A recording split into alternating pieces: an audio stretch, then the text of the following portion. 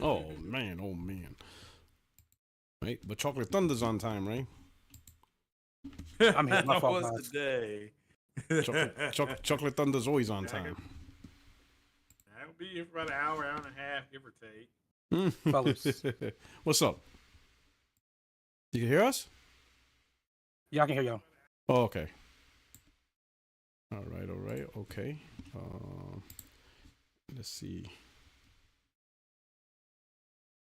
Is the chat okay? I had like 5 or 6 people ask me, can we sell those 60 frames no lag things? What? Oh, the what? Those fake action figures. Oh man, like if only they were real, right? I'm gonna see if I can get them. I'm gonna see if I can get each of us, an actual figurine and stuff like that. Stuff like that. Oh, those things are hilarious. It's too bad we can. Too bad. You know what? I wouldn't be surprised if a company be like, you know what? We're gonna actually do this. And people could create their own action figure. They just send them a photo, and they'll actually create the action figure that they want. Because some of those shits is hilarious, All right, hey, welcome, my friends, my family, my fellow gamers. Your only friend these YouTube streets. Porter Rock 77 back with episode 323 of the 60 Frames No Lag podcast, and of course I have the crew here. So far, I'm sure the rest will show up. You know how we are. We're always late to the party, but we just dabble in little by little, trickle in, to get the party started, right? But of course, podcast is here to talk about all things PlayStation, Xbox, PC, Nintendo Switch, all your gaming news and comments and stuff like that. From the podcast that gives it to you real, raw, and rugged. Well, hold on, pause. Because we got Chocolate Thunder on the scene. So pause, relax, right? But who we got so far here? We got Craig Harris. What's going on? It looks like he's like in the Bat Cave with a pig in the background. What's going on there? What's up with the background? What's going on, How my you brother? doing, man? How's everything? This is something I tried, to see what I could do with it. Nothing major. So, Oh. yeah, Does it impact, like, does the camera distance impact it? Because you go in and out of the image. No, that's what it's supposed to do. Oh, really? It's supposed to. Okay. Yeah. All right. Now you're showing the Chocolate Thunder Cave or something? Is that the hidden? Thunder Is that Cave. it's the Thunder Cave? Oh man, Yeah. you got the Thunder Cave. Oh. Thunderopolis. All right, Thunderopolis. Oh wow. Okay. All right. Well, I'm glad you're here, man. I appreciate it. Thank you for coming through. And then of course we got the Brain. Yo, what's going on, everyone? How's it going? Hey man, how you doing, bro, brother? How's everything? Man, everything is cool, man. Just being a grown ass man in America. That's about it. That's a challenge. The way things are going. Oh man, it's just, you know what I'm saying? So you saw the president rolled back Biden's policy of loan forgiveness for students. So starting I saw those articles. May 5th, they're gonna start. They're gonna send this. They're gonna send it straight to collections. Yeah. Like wow. So like Well, well, go ahead. What's up? Oh, I was gonna say I've been paying my shit even in COVID. So Okay. So you ain't gotta worry I'm about that. good at. Okay. I wonder how many students that participate in that program that actually benefited from that program, and they voted for President Trump because President Biden didn't do enough. Millions. Well, I mean, the Supreme Court said he could. Oof. Well, he found another way. So there was one method he couldn't do it, so he did it another way, which then you know how it is. Yeah. So the current standing is legal. He just did it a different way, right? So he said, "All right, I can't do it this way, but I can do it this way." And they're like, "Yeah, that way you can do it, right?" Because that's really what the Supreme Court. The Supreme Court didn't say no, you can't do student loan forgiveness. This was the method he originally chose. They're like, under this, no, you can't. So he did it a different way, and then it went through. But I just wonder how many. You said, I think you said it, Brian. Millions of students probably voted for Trump, and now, hey, you get what you voted for. You get that's how I see it. That's why I mean, at that point, that's all you can say, right? You get what you voted for. That's true. That's literally the only thing. At this point, that's all I say. I'd be like, hey, we get America gets what America voted for. Like, oh Yep. Lord, Yeah. oh Lord, oh Lord, oh Lord, right, and stuff like that. And I could do have a whole topic on that, but like I said, this is not a political podcast. But I just like that one. Just like, ooh, that's gonna impact a lot of people, a lot. But anyway, so what's going on with you, Brain? How's you been doing? What games you been playing, or whatever? I've been playing 2 games as actually 3 games as of late. So of course I'm still playing Helldivers because every now and then, it's something exciting that I like. And you know what's crazy about Helldivers?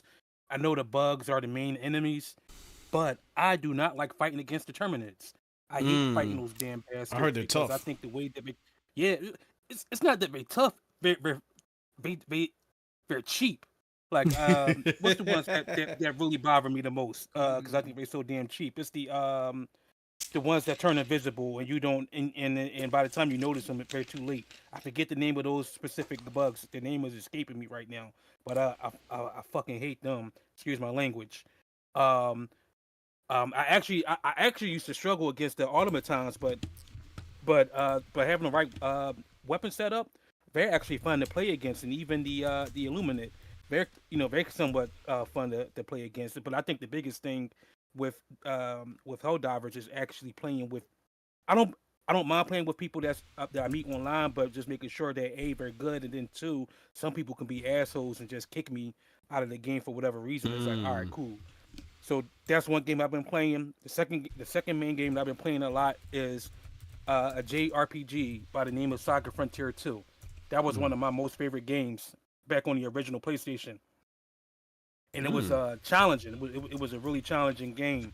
That game to me, the Saga Frontier series didn't really get a lot of shine because they were, because I think especially any Square game that came from that came out during the original PlayStation era, was always overshadowed by Final Fantasy VII, regardless if it came out the same year or even after the fact. Like it was always going anything that Square came out with that wasn't Final Fantasy was, to me was second.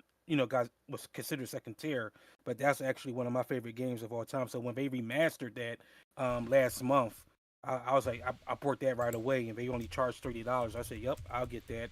And then the third game, of course, I've been playing Assassin's Creed Shadows, and I've been playing that one and off. And it's crazy to me that game is pretty, but I can only take Assassin's Creed in but so much I, doses. Like, or I rather, I know have to what you take it mean. in doses because yeah, because to me It's a lot. it's really easy. It's a lot. You took the words right. Yep, it's a lot. It's really easy to get overwhelmed. Yes, it's a lot. There's a lot going Yeah, on. there's a lot of fetch quests, and it's just like the map is like they vomit on it. There's just a lot, right? And you could get Yeah. stuck Yep. doing all the things. So yeah, I know what you mean. I know exactly what you mean. All right, that's cool. What about you, Craig? What you been up to? I've been playing in college. I got back into college football. I did put the Assassin's Creed down. I'm gonna give it, Shadows. a few weeks rest. Yeah. No, just have been playing it religiously, and I got back into Stellar Blade, and died for like the first 20 minutes. Everything I had to relearn. Almost got to kind of relearn how to play it because I Yeah. hadn't played it in such a long time.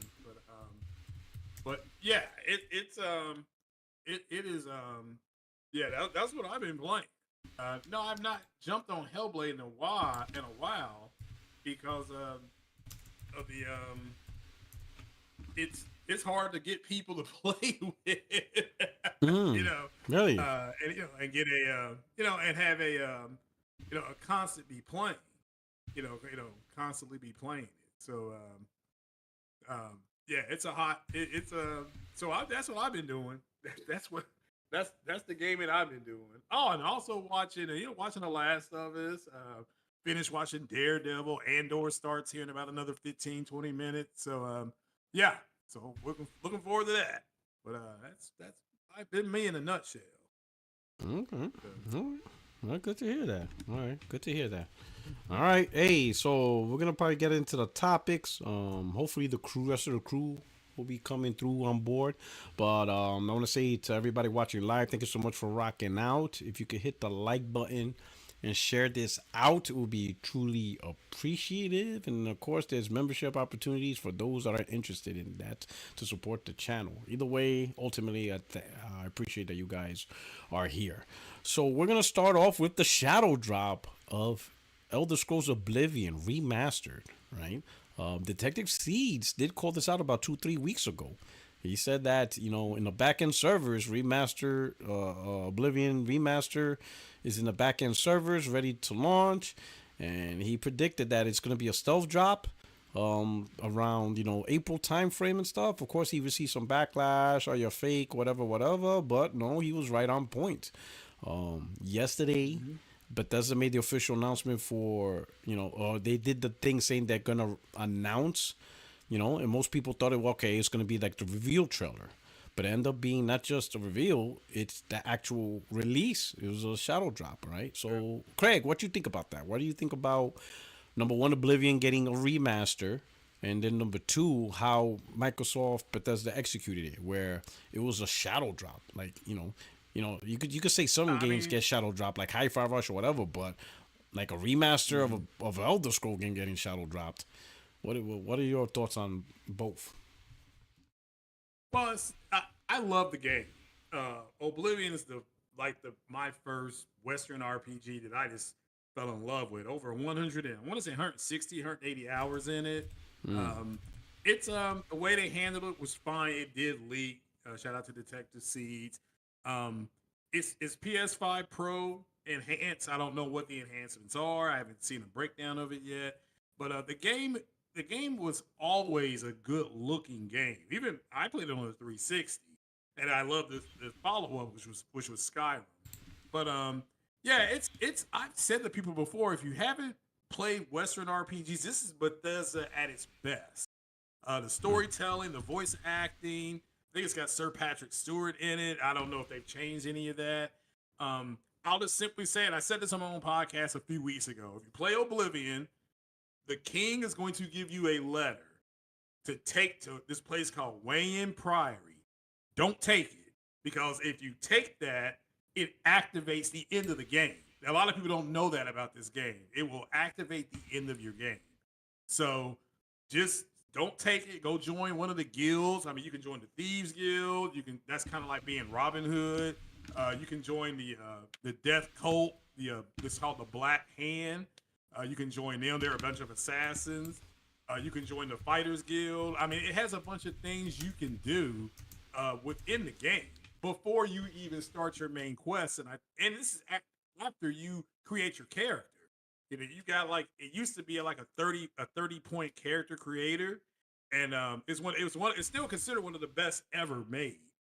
But yeah, each race has its own things to the elves can sneak around real well. I use a red guard because they have faster healing. You can become a vampire. It has everything in there. You can cast spells at certain points of day. You can join the mage guild if you want. It's a huge game. I'm excited for it. I'm excited that people finally get a chance to see it. I think Skyrim is a little bit better. But it's the way they handled it, I thought was fine. I have no issue with like Microsoft doing what they're doing. I've said this for months now. The problem isn't Microsoft. They made, like you said, Porter Rock, year and a half ago, whatever it was. They pretty much said, hey, look, we can make all this money if we just put everything out for everybody. And I think them embracing their third party role is going to be extremely liked by the majority.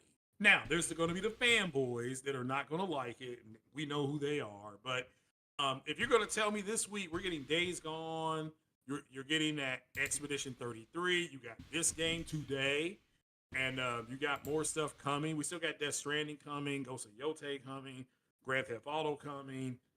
We still have all these games slated to come out this year. So everybody, Nintendo Switch 2 is coming out. So everybody, in my opinion, that are gamers, I want to make this clear, they're gamers, we're eating good. I mean, even if you want none of this, you can't say there's nothing out for you to enjoy. Even if you never played the Harry Potter game on PlayStation, that's on PlayStation Plus now. You could play that. Oh, Hogwarts Legacy. Yeah, Hogwarts. Yeah, it's on. Yeah. Wow. You know. Yeah. Yep. So again, you don't have to like none of it. That game. I mean, that was my play Days Gone. That was my game of the year for 2023. I think was it or was it 2022? Yeah. Yeah, a lot of people got upset it didn't get. God, I love that game. Get nominated, but wow, yeah, I love that game. Yeah, this is Bethesda at their best when they knocked it out of the park with Morrowind is good too, but Oblivion and Skyrim are just beyond good. They set the standard for RPGs, and then they got their competition. BioWare came out with their RPGs, and there was always a fight within the RPG community, which is better. I think Witcher 3 trumped all of them. Oh yeah, it was. Everything just kept getting better. Like it was the stepping platform. Yeah, they got trumped by Horizon Zero Dawn. It was always a building block going up there. So, but yeah, enjoy it. If you again, it's a whole lot to do. Just if you play it, do not take that letter to Wayne Priory. Just don't do that. Build your character up. My character before I went to Wayne Priory was like level 47 or 48. I had joined the Thieves Guild. I joined the Fighters Guild, and I joined. Was it the Brotherhood? The Dark Brotherhood? Oh man, yeah, great storyline. I was part of all that. Great storyline. Great storyline. I'm going out there, murking people left and right. So yeah, I don't know if it ever stops generating missions, but I'm like, well, I'm just gonna go ahead and finish the game because I mean, it's good. I mean, I can't speak highly enough about it. That game, Fallout 3. This is when Bethesda was in its master storytelling. They were the Yoda and Obi-Wan Kenobi of the Western RPG. I mean, so you will enjoy it, but you gotta like RPGs. Don't like RPGs, and don't buy it. You don't have to buy it.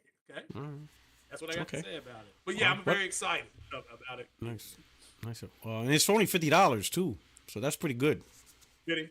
Yeah. Nintendo would have released it for $80. Oh, look at that! Even for you, look at that for you. Yeah, Nintendo would have released it. This would have been $80 on Nintendo. I'll tell you that much. There you go. Brain, yeah, bro, man, Brain. What's going on? How about you? What do you think about this? Oblivion getting a remaster, and Microsoft shadow dropping it for such a big title. They said, "Boom, here you go." Right. I'm gonna go the opposite of what Craig said. Ooh, I like opposite. I like the razzle dazzle. Oblivion in itself is not a bad game per se by any stretch of the imagination. As Craig said a little bit earlier, I totally agree with him as far as at this time. That's when Bethesda was Bethesda. They were in their prime. For me personally, I'll go back even further. I'll say from Morrowind all the way up to maybe a matter of fact Skyrim, because I really enjoy Skyrim as well. But then they just started with the re-releases, and then also Fallout 76 left a lot to be desired. But with that being said, number one, for this to be a big game, regardless if it's a remaster or not, to me, I don't understand why Microsoft did a shadow. Matter of fact, I'm gonna say it's kind of insulting for Microsoft to just do a shadow drop just because of the fact that, hey, if they would announce when this was coming out, I think I think they could have did a lot of good for public relations for themselves.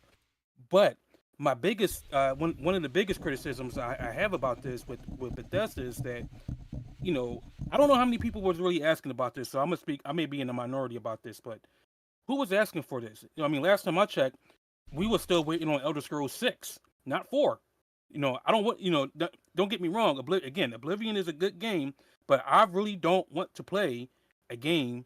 I don't want to play that. I'm still waiting for something from. Matter of fact, when did we see the trailer for Elder Scrolls 6? I want to say during the Xbox Series. Excuse me, not the series. During the Xbox One X reveal when it was still called the Scorpio. Maybe 2020, 2021, something like that. No, not 2017. I don't know. It's been a while. 2018. Yeah. You think it's been a while. And we haven't heard any more news about that. So to me, if that game was coming out, if that game cost $100, I would get that game. But just going back to Oblivion, Man, look, I don't know who really asked for that. To me, that's number one, and I say that because of not about a couple of months ago there was just a Bethesda just had a sale, and you can get the original Oblivion for what was it going on sale for either $5 or $9.99 on Steam, and I rebought it. It's on Plus for Yeah, free. You can just download it. well, I bought that at that time because now since I have a pretty good gaming laptop, or rather I have a better gaming laptop. Certain titles I just get on Steam, and Elder Scrolls is one of those titles just because of the uh, because of all the modding. Secondly, when I looked at the requirements to play it on Steam, the recommended requirements, you gotta have 32 gigabits of RAM. It's like the fuck, why? I mean, does this?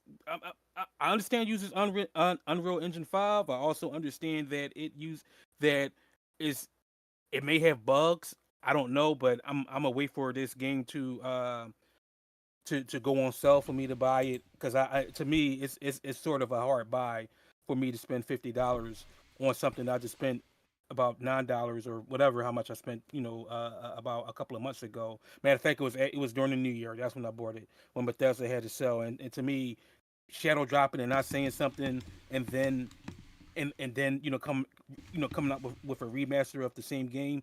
To me, this is double dipping. Very putting your hands inside the cookie jar twice, and that's just a colloquial saying for me, and I don't like it, man. I'm not too impressed with the way that they did it. I'm not too impressed with the pricing. I understand it's a remaster. It's the same. If it was a remake, yeah, but it's a remaster. The coding is still the same, as far as what I understand. The only difference is it's a different engine with Unreal Engine 5. So But some people are saying that it should have been called a remake because it's a complete overhaul. So I think now, like the lines are being blurred on what between like if remaster and remake, yeah, like so now it's like like I'm used to a remaster for me is like the original game and you spruce up the the graphics. the graphics and stuff like that. And to me, a remake is like build from the ground up type game, right? Well, With new apparently, code, right? yeah. But apparently, that's what this is. It's a new code. It's using on the modern engine. So they didn't take the old game and spruce it up. This is a modern game, right? So I don't know. So at this point, I mean, how do you define a remaster remake when some people are saying that maybe it's potentially because remaster sounds better than remake, so it could be like a like a sales thing. I don't know, but when you think about it, there is no official law on calling a game a remaster versus calling a game a remake. So now like is remake or like you're taking a game and you're completely giving it a different identity based off the original IP, kind of like Resident Evil 2, right? 'Cause Resident Evil 2 remake is a far departure Yeah, a remake. from the first one. It's a whole new Right. gameplay engine. It's just completely different. It's not following Right. the original Resident Evil 2 template. It's following actually the Resident Evil 4 template. So I don't know, but a lot of people are saying that this is an overhaul. It's not just up-resed original version. This is like no, this is a full-fledged overhaul of the original based on the modern engine and everything. Then I'd be Just like interested. with Mass Effect, how they Hmm? did Mass Effect 1 out of the Legendary Edition, the one that is released, the LE, they changed Mass Effect 1. They redid that whole engine. They changed some of the cutscenes. Mm. That was a remake. Like they Okay. remade Mass Effect 1.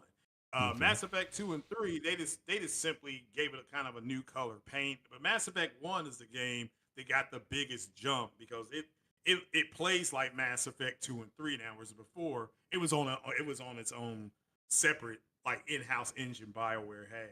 But as far as who's it's made for, it's made for the people that want it. I think there's a problem within the gaming community that everybody thinks that everything is made specifically for them. It's not. I mean, they didn't make it for me either. I didn't ask for it, but it's like, well, I'm glad people can go ahead and enjoy it, and it's in the way they've redone it. Now, what did they change dialogue or things like that? Because part of that game was that you get those close ups, and then everything in the background would stop. It was no matter what was going on in the background, you could have a full fledged conversation. And people be back there getting killed, in the game. Pause. They would be dying in the background, but you would be having a full-fledged conversation with somebody. It was just this is like with all Bethesda games, right? So maybe they changed that, but at the end of the day, this whole notion it really reminds me of when what's his name? Moore's Law is Dead was flat ass. This is when the Pro was about to come out. And and somebody literally said, nobody asked for the PS5 Pro. Who's it for? And he simply said, it's for the people who want to play the PlayStation games at the best resolution and at the best frame rate for a nice entry price of whatever it was, $700. So, and this game is for people who've never enjoyed the game Oblivion. If you're an old hat like me, I understand. And that's why I said to you all, don't just go and enjoy the game. The world itself is just fascinating. You'll see different biosystems. You'll see different biomes. It'll be, when you go up into the hills, it gets cold and snowy. I mean, all that is in it. So, like I said, that game was what, 2000 and I can't remember when it came out. 06? Okay, yeah. Yes. And so it's been almost 20. I mean, so was it going on 19 20 years. years now? Yeah. Yeah, So 19 years. It is what it is. So this people Man. can, and yeah, if you don't want it, I totally respect that you don't want it. Man, And fuck over that shit. I want Elder let's Scrolls do 6. something else. Well, that's coming. That's what I want. They showed that shit fucking years ago. They showed that shit before my daughter was born. She's 3 now. They showed that shit. Actually, Well, but to be fair, Bethesda was working on Starfield, so there's a reason why the new one's not out. Because they had a new IP that they launched too. Yeah. I'm gonna be consistent. I'm gonna be consistent with what I said before, as far as seeing game trailers for games that are years out before coming out. You could say you could say you could hit them, you could gig them for showing the trailer too early, but at least unlike Naughty Dog, they released a new game. I mean, let's call a spade. Naughty Dog technically released nothing, and I don't want to hear remaster after remaster. They done nothing. There's no new game, right? And talking to Zuby last week, it might not even be a 2026 game. If Intergalactic is 27, fuck my life. Like God, Lord. 27 for a Naughty Dog game. Holy shit.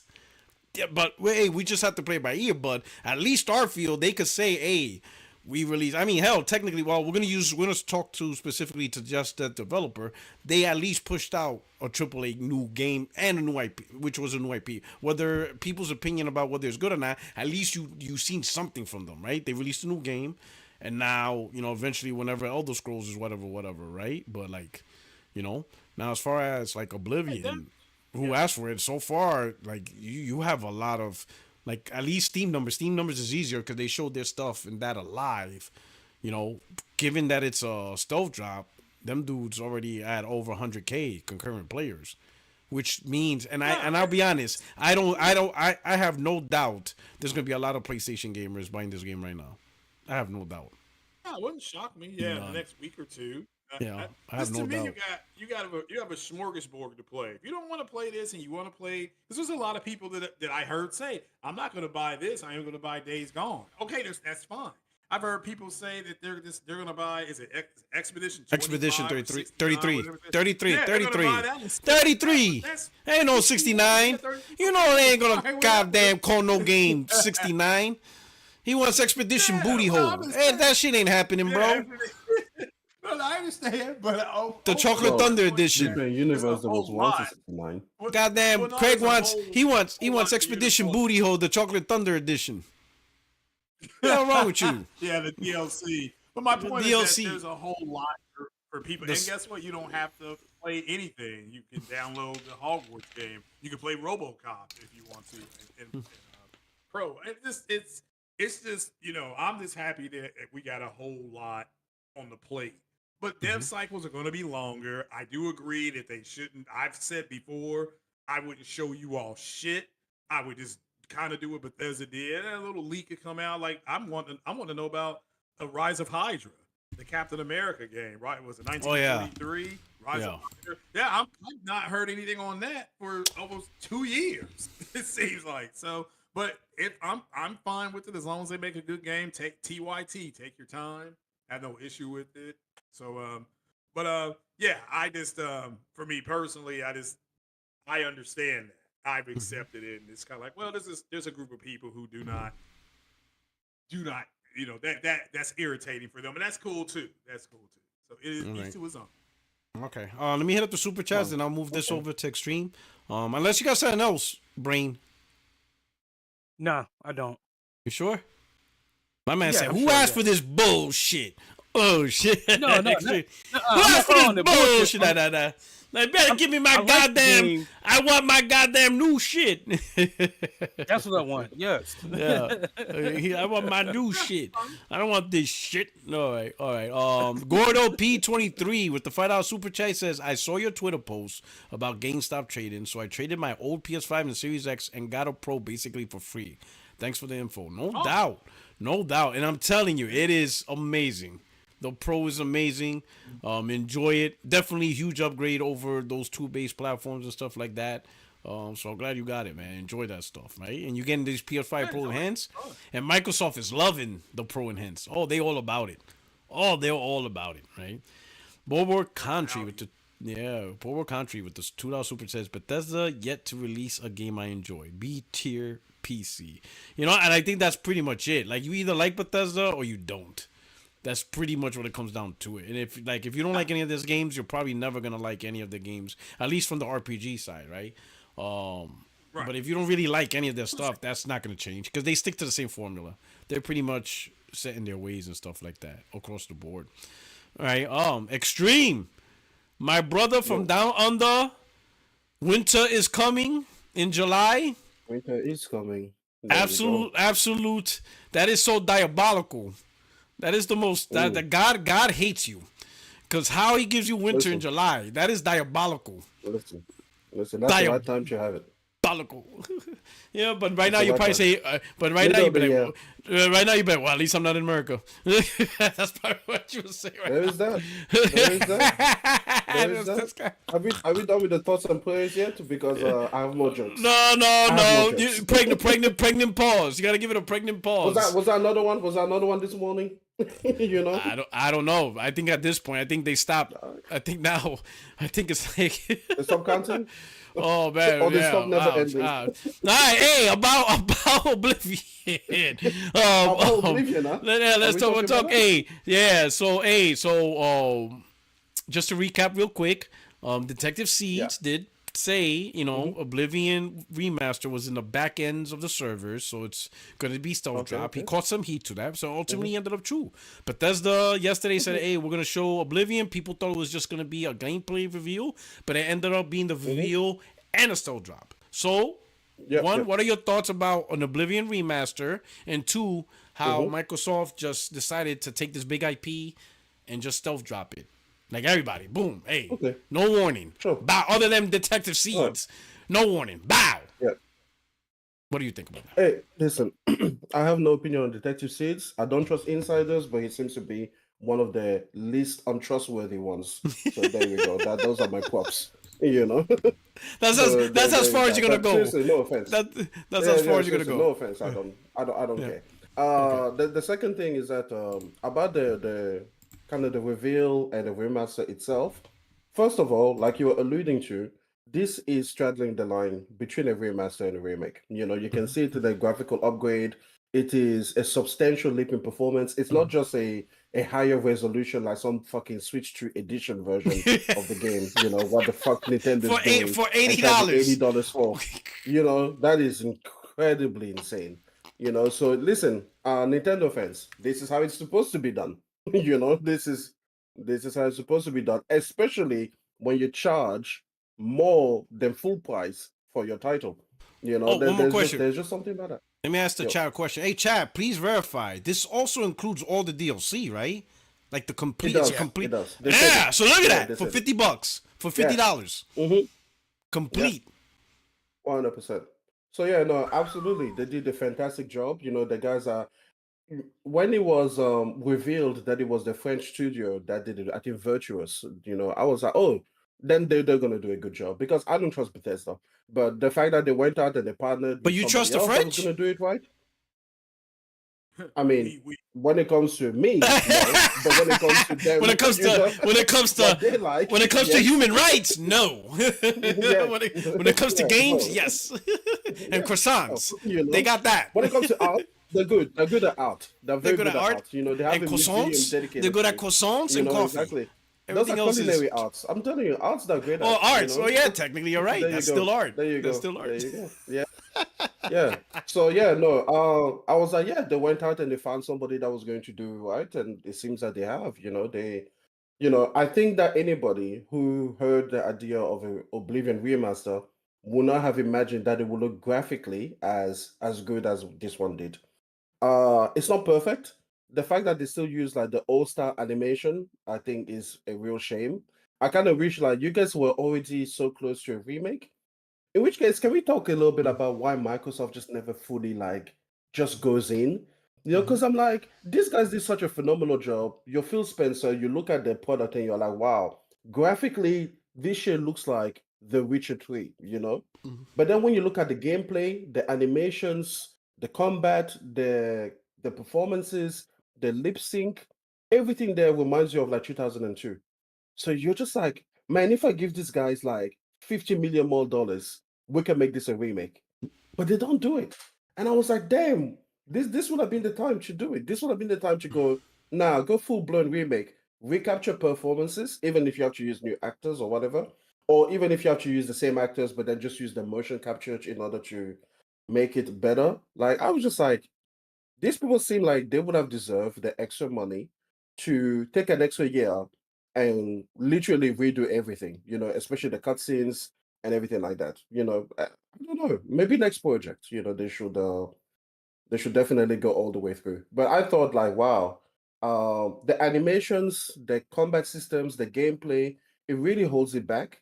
Like it's a game that looks like a 2025 game, and yet it feels like a 2010 or mid 2000s games. So a little bit of a shame there. But you know what? It's fine. It's still way better for all of the fans of the game and all of the new potential fans because like Craig was alluding to, this is either if you love it, whether that's for nostalgia, or you've always been interested, and now is a great modern update for you to partake in whatever magic was in this game.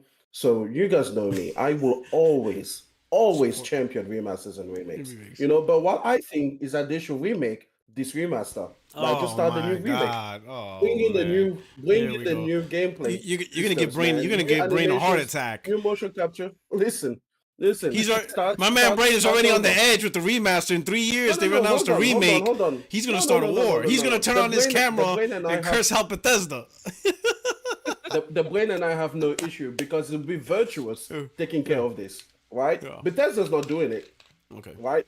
So I'm just saying, these guys did such a great job. Let them do it all the way through, you know.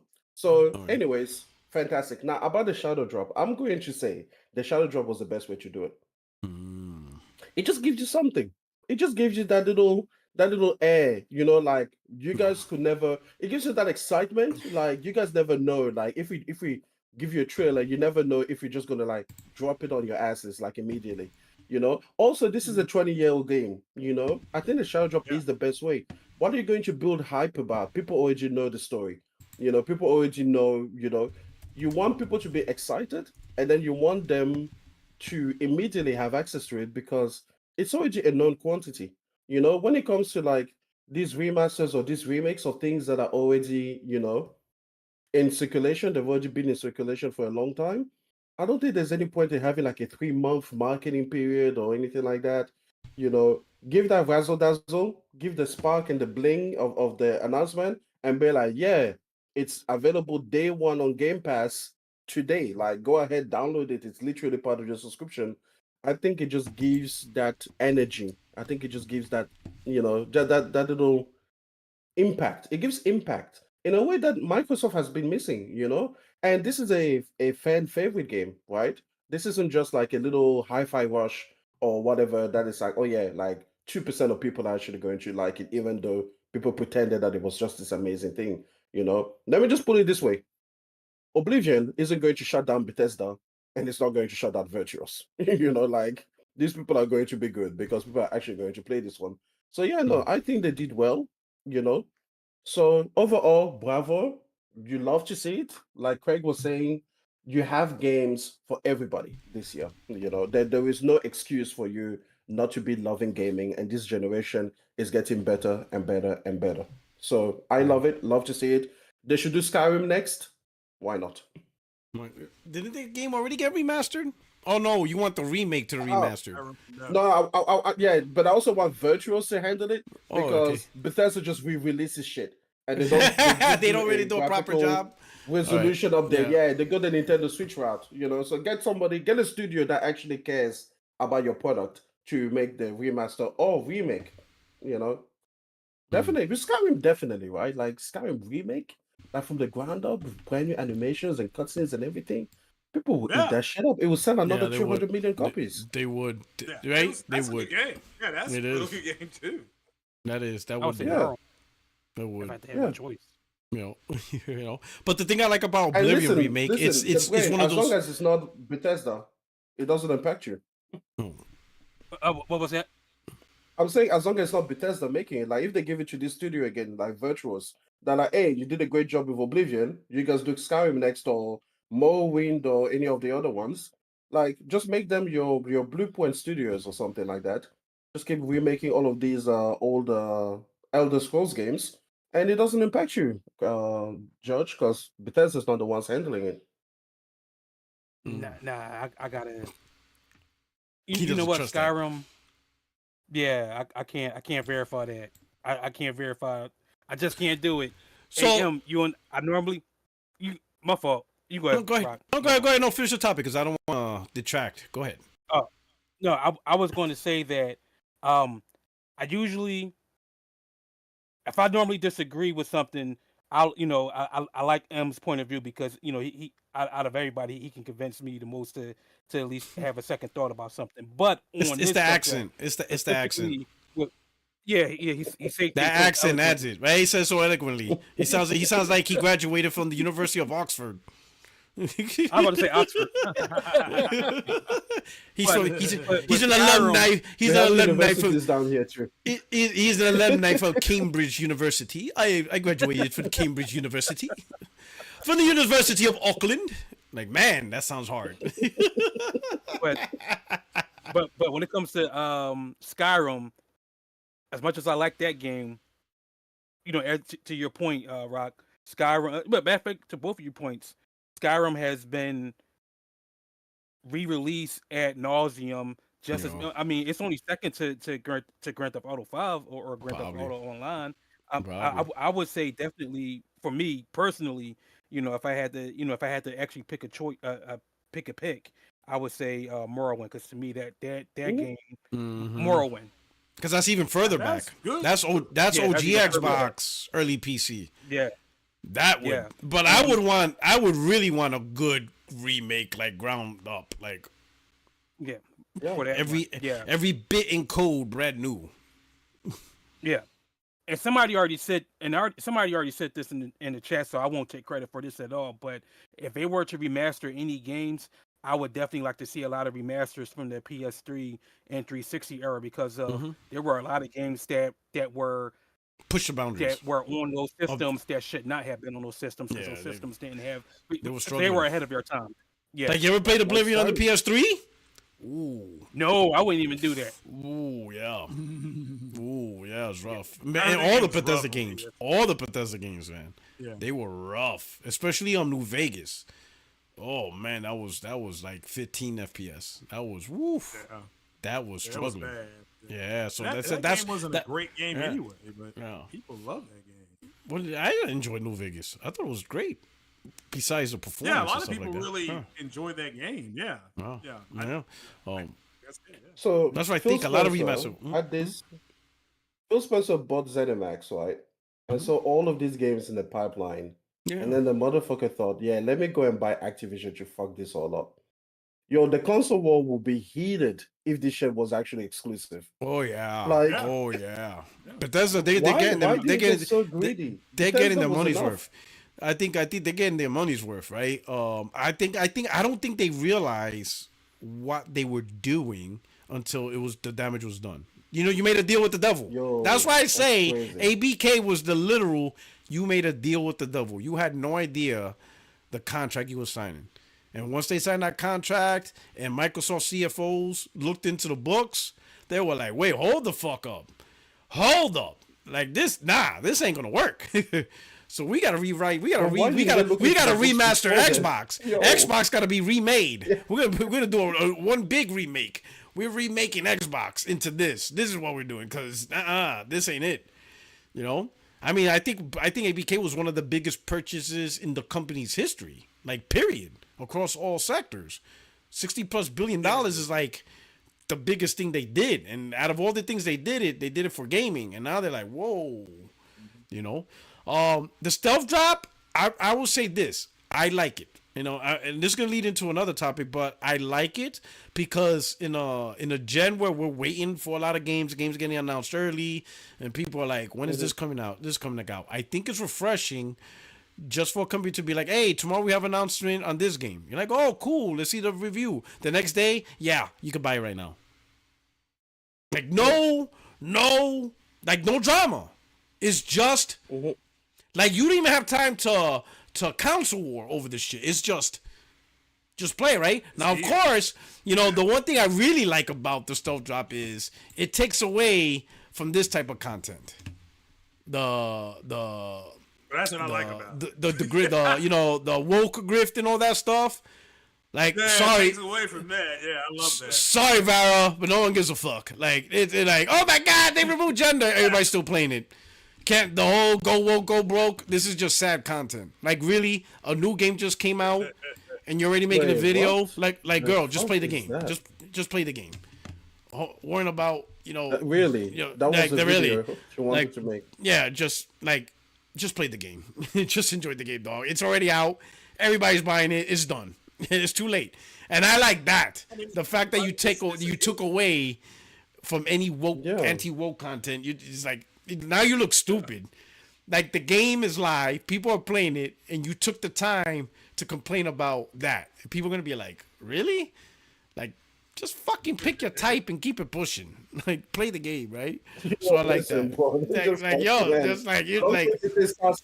Alpha, Omega, Beta, Bravo. Just give me the fucking game, bro. Like, I don't care. Like, the fuck? You know?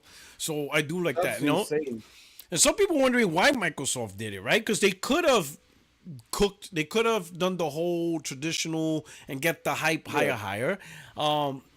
This is what I think, and I would like to see what you guys think. I think Microsoft is testing the waters to see the difference between a heavily promoted game, which we know promotions cost money, right? You know, for some games, that's like half the budget. Like, they'd be like, oh, it's a $350 billion game, and like, the game is like 150 million actual development. The other 200 million is this exaggerated marketing scheme and stuff like that, right? So I think Microsoft's like, wait a minute, are we at the point where do we need to spend millions and millions of dollars for marketing, or can we just do things like stealth drop and get the community excited by actually just playing the game instead of wondering about the game, wondering about cinematics, asking all these questions like, oh, how's the gameplay? How come they didn't show gameplay? How come this, that? Nah. Just play the damn game. Like, we don't have to ask all these stupid questions. Just play the game. And people could just be like, I'm just going to play the game. And stuff like that. What do you guys that's think? not like what they did. They're like, here's. Would you like to see that with more newer games? Like this little by little? Like, if it doesn't dramatically shift sales, right? If this is to show that you can still drop games and like it doesn't break the whole sales paragraph. Let's say, like, for example, Naughty Dog decide, you know what we're gonna do?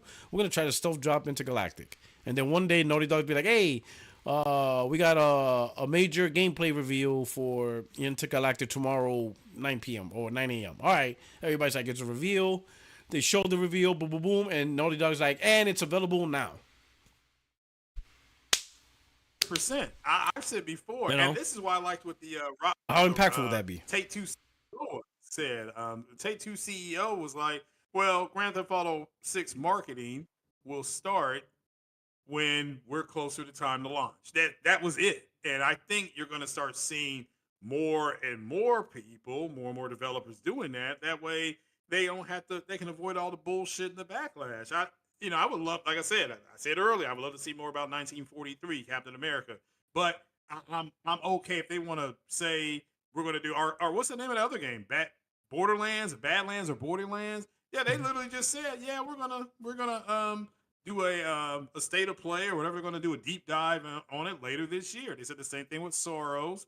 Yeah, you'll see gameplay later this year. Yeah, that's it. That's the way things are gonna go. If you all are gonna complain about as soon as you see gameplay, you're gonna say, oh, it's trash. I mean, even though it's an alpha, you wanted to see gameplay and you complain, well, guess what? They're not gonna show you hardly anything anymore, and you're just gonna have to go out and buy it. That's it. They'll show it to you like they did with this Bethesda thing today. Talk to some of the developers, talk to some of the writers, some of the graphics artists. They that's what they're going to start doing, and that will finally shut a lot of this stuff down. This from these people coming on podcasting, talking about rumors and nothing else. I mean, this rumor, like M said about the insiders. This insider said this insider said that. So you're just gonna, they're gonna have to go get real jobs. Like the rest of you all did. You all went out and got a real job. So and they will have to do the same thing. So so I back it 150%. Just don't tell me nothing. I'll show up at the store. I'll buy it, and that'll be the end of it. That's me though. Now, clearly, it will primarily be like digital, right? And then they would have to say, "Hey, next week the physical release," because you really can't stealth chop physical because it's gonna get leaked, right?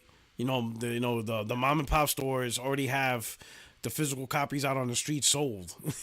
They're not holding on to that. I remember during the PS2 days, I had this one store that would get the games, and I would buy it, before like a week before the game before it would even come out officially and stuff like that, because they would receive it like a week before in time for the physical launch, for the actual launch of the game and stuff like that. So probably like a stealth drop would be digital, and then the announcer would say, available today digital, available next week for physical editions and stuff like that, stuff like that. All right. But how about you, Extreme? Do you think more games should be stealth drop? You think this is maybe the industry should start looking into this to see how the effects of stealth drop versus a long-term, media campaign? No, I think 6 months is right. Mm-hmm. Like, you take a look at Astrobot. Astrobot had a really good rollout window. Like all the people that were interested got the information. Obviously it's a niche game, so it didn't sell like billions and everything like that. But like you take about 6 months, like 6 months for you take a look at what's it Mario Kart World. That's about 6 months, right? And people are gonna buy that shit like it's candy. At $80. It's hard to justify more than 6 months. It really is. Like I know that I say 18 months is my maximum, but that's really my maximum. 6 months is where it's at, So if you think again, like Ghost of Yote, like imagine that came within 6 months of the reveal. Again, everybody that could possibly want to know about it would know about it. Everybody that was possibly interested in buying it would do that. The thing about a shadow drop is, of course, you could miss people who would be interested, and then they're not part of the hype building up machine. And you know how these things work. For so many people, the thing that is a trigger is FOMO, or knowing that their friend is going to get it on this day, and they can all strategize around that, especially if it's like a multiplayer title. When you're gonna get that Call of Duty, I'm gonna get it first week. Oh, don't do that, get it on Tuesday, because I'm gonna get on Tuesday. We'll jump all together for the first multiplayer time. will be Things hard like that. for that. Yeah, multiplayer would be a hard thing to pull that off. Stealth dropping multiplayer probably would have So I'm worked out. definitely thinking 6 months is great, fantastic. Like obviously between 6 and 18 initial months, announcement it to is- release, like the very first time you hear about the game, very 6 months first time prior. you see it, like again, Astrobot, freaking Game of the Year. It was 4 months between the reveal That's right. to Yeah. the game release. So it was great. But Helldivers 2 was like that, wasn't it? no, Helldivers 2 was a bit Helldivers 2? longer because it was Long. Okay. released. It was first announced, I think, during I want to say the initial console reveal thing. I think it was a bit longer, but it was within 18 months. Like it wasn't a huge thing. So yeah, no, I think this generation has definitely proven that you don't need fucking 3 years of you don't need the lost on the side situation. You know, you don't need an Elder Scrolls 6 situation because otherwise you end up with people like the Brain who are just super frustrated. They're just like, hey, what the hell is going on? You know? But I will say that for remasters and remakes, yeah, Shadow Drop is good. You know, even a lot of the what is it? A lot of the PlayStation remasters and remakes and re-releases have been pretty short windows, and I think that's good. You know, don't be putting a lot of cognitive load on people like, oh, you have to mentally keep track of this thing that you've already played. Like, nah, you just, here's the Days Gone remastered. Oh, $10, it's coming out in a month or so. Keep it pushing. Just if you're interested, come through. If you're not interested, just keep walking on. You're not going to create a big marketing thing. Also, it's more affordable for the companies. We've got to say that. A 3-year marketing window where you have to keep it relevant for all these times. It's also less disruptive for the developers because they have to come up with less trailers. And it's also better because the trailers that they do put out is closer to the final product. It's not going to be like one of those things where you give a trailer 3 years in and that first trailer is actually without any game created. That's the Ubisoft thing that they did. It's just the vision of what the game could be. So then by the time that they go 3 years later and they realize they had to slash out 5 of the systems that they said will be present, now you're like, oh fuck, now it looks like a massive downgrade. You keep it within the 6-month window, you pretty much are the finished product already. Like 6 months is polishing window. That is not time for you to adding things or to be suddenly coming up with a new gameplay mechanic. You're not doing that in the last 6 months. So yeah, I think 6 months, perfect. 18 months is the grace period, but anything beyond that, I just don't see any positives. But like I said, Shadow Drops, reserve that for remasters and remakes. Makes sense. Okay, yeah. The 6-month window also probably they nail down any issues. It gives them time to because if you announce a game a year and a half out, you could get to a point like, oh wait a minute, we have a major issue now. We gotta delay the game. So by the time you hit that 6 month, you're polishing.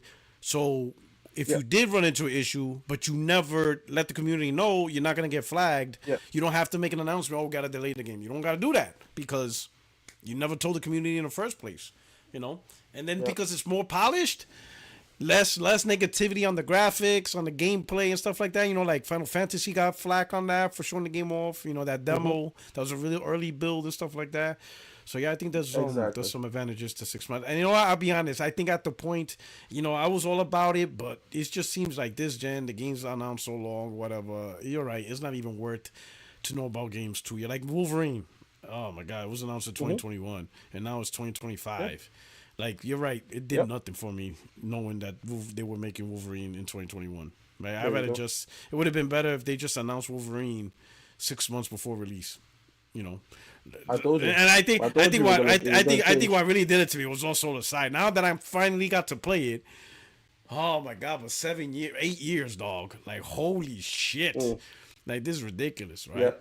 Let me move on. So now let's segue into this topic. This week we have another game that's releasing, Expedition 33, and it was announced. It's not a Xbox first party game, but it was shown at their showcase and going to Game Pass. So it was all hype. A lot of talk about Expedition 33. It looks great. It's on PlayStation as well, but it releases this week.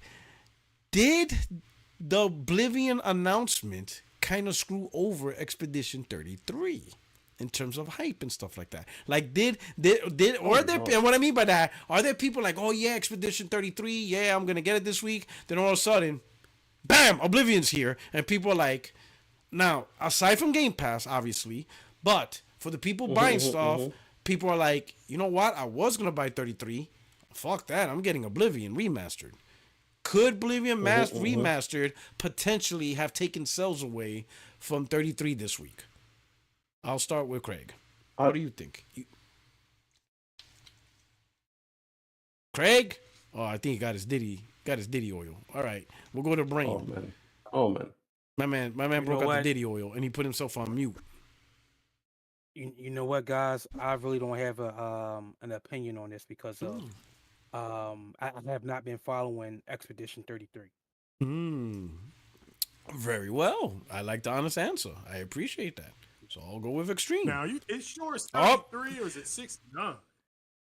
Oh, this guy, bro. Expedition. He's Expedition. So, what do you think, Craig? You think, the Oblivion Remaster Shadow Drop kind of messed things up a little bit for 33, where people be like, yeah, I'm going to get 33 this week, and now all of a sudden, No, the Oblivion Remaster is out, like Shadow dropped, no. and now maybe some people have shifted their priorities and be like, you know what? I wasn't going to get 33. I'm going to get Oblivion, and then I'll get 33 whenever I get it. You think that's a possibility? Game, gamers are gonna game. Just Yeah. like Hidden Fours are coming out in a few more in a day or two. People, if you want it, go buy it. I mean, again, I'm not saying to buy it. I'm just simply saying you've got a remaster of Days Gone. No, I mean, No, there's I'm a not. lot of I'm not. people I'm that not are alluding competing. to the choices. I'm alluding to Microsoft decision to release No, I remaster. don't think it did. Yeah, I got You you. No, think it I potentially don't was a think Sony was. decision that may have No, costed Expedition 33 some no, sales? No, no, no.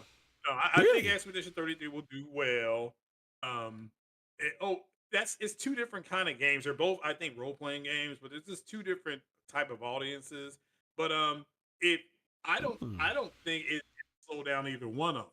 I mean, I think Expedition 33 is going to do well. I mean, there's a lot of people early buzz on it, Scuttlebutt, possible Goaty early Goaty, So, but we'll have to wait and see how it actually plays. Just like, is it gonna, there's just so much coming out. I'm just so excited as a gamer to, yeah, we got Lost Souls. Nobody, Lost Souls Aside, that's coming too in a few more months. So, um, May 30th.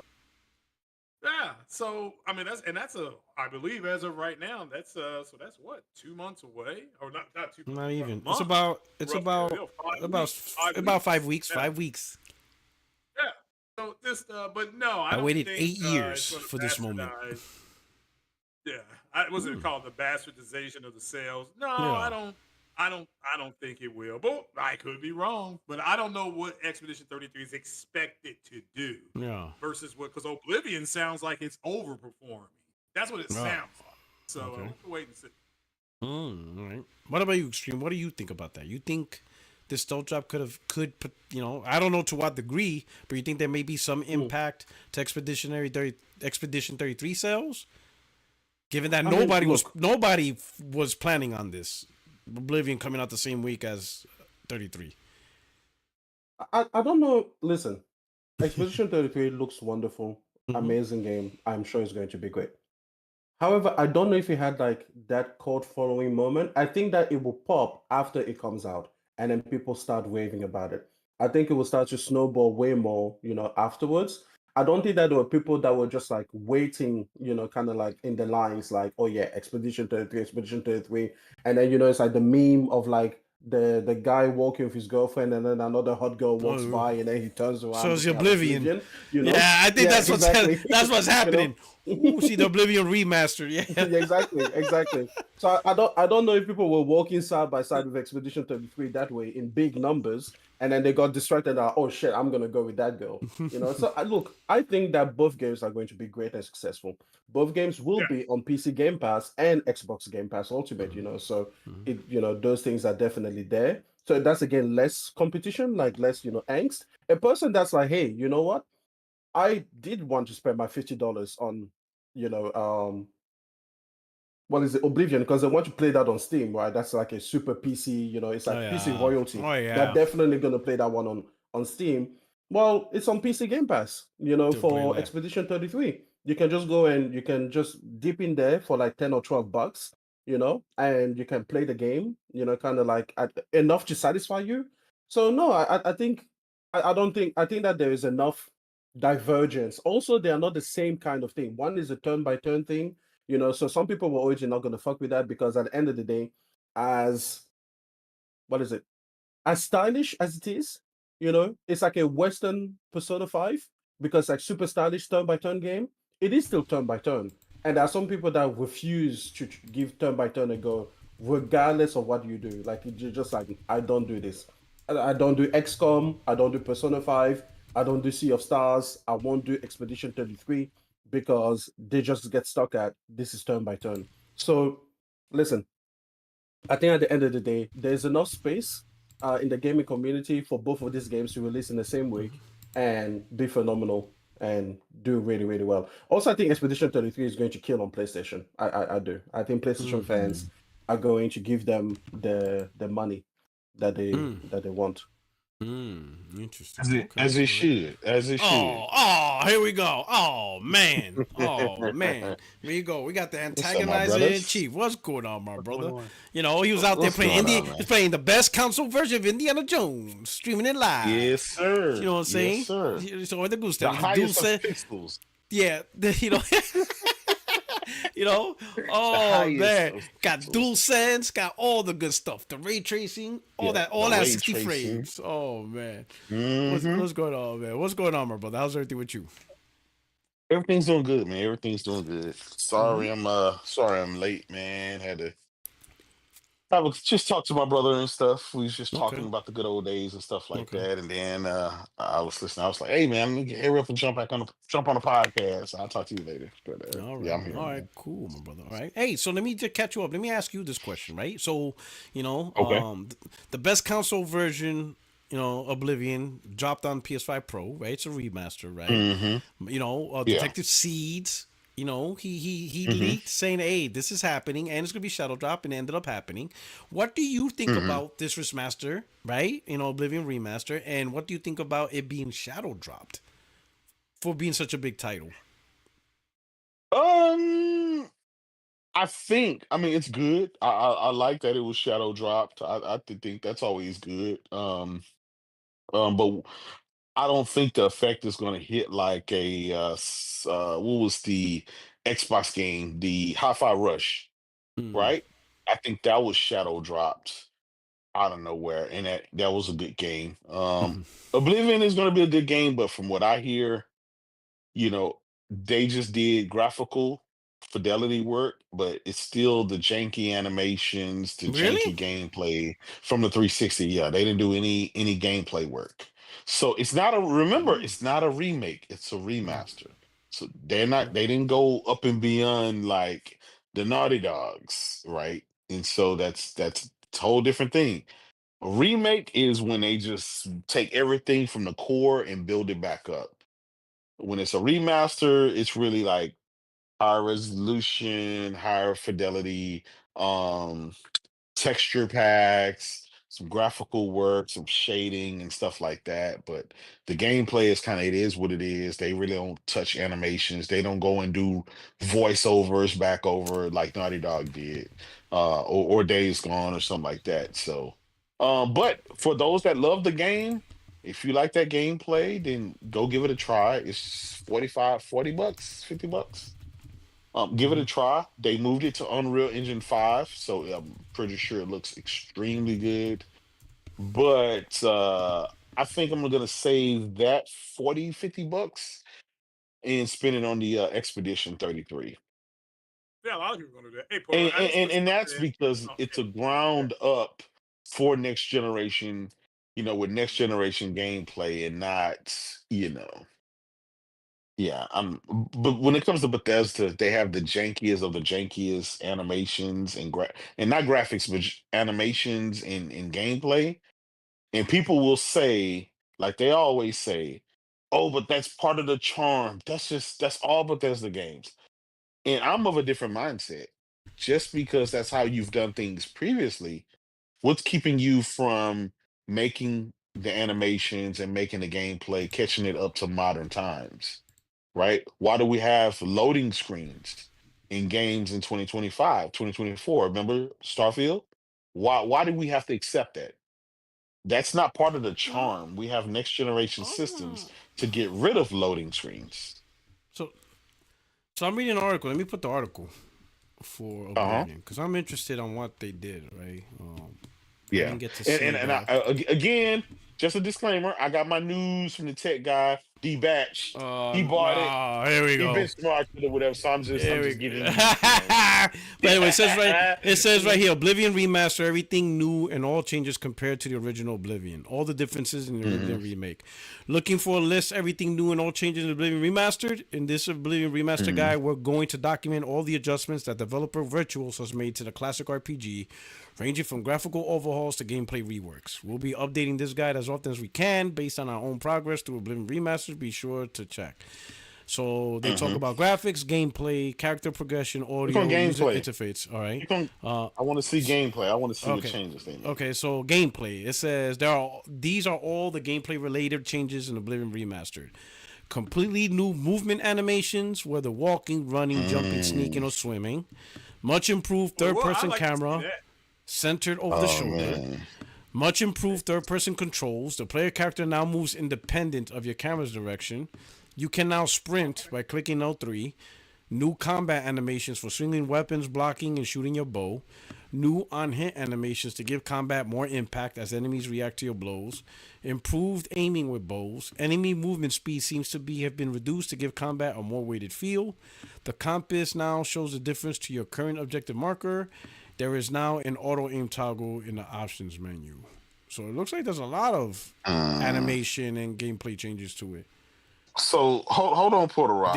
Listen, so you know, like D-Batch and his lying eyes. I gave you a disclaimer. Yeah, and your lying eyes. If you look at Porter Rock, if you look at our man was on that cocaine. He was on that cocaine, bro. Hey. My man, D-Batch was on that. He was on that. Man, I knew I shouldn't have listened. I knew I shouldn't have listened, D-Batch, man. Yeah, man. Listen, man. Are you gonna listen to me? Or your lying eyes?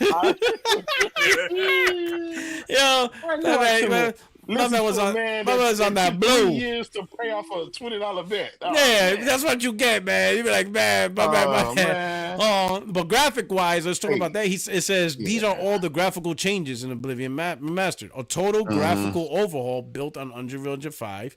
Completely new character models. Each race is more clearly defined in terms of physical appearance.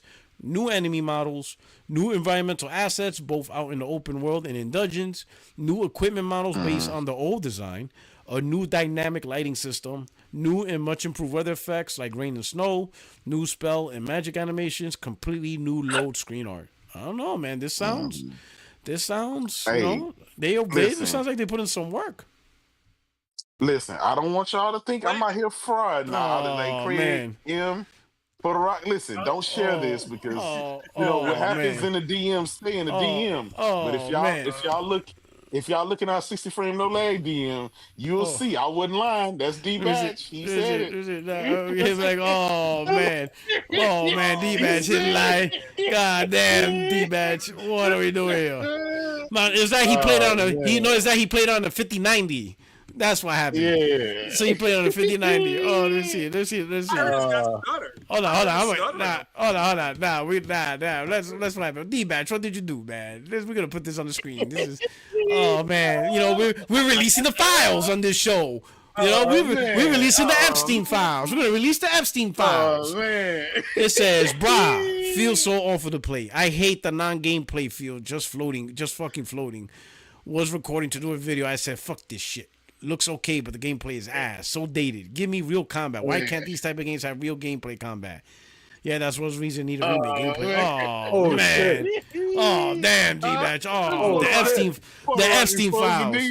Oh man, the Epstein files. And listen. To be fair, I exposed the 60 frames no lag DM. I didn't expose the House of AMD DM. So technically speaking, I didn't expose anything. I just showed what's in my DM.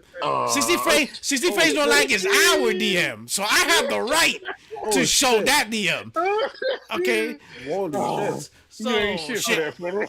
man, you know, I didn't listen. I did not. The Discord group. You gotta go to the Discord group. Listen, I did not expose the House of AMD DM. I did not. I showed my shit.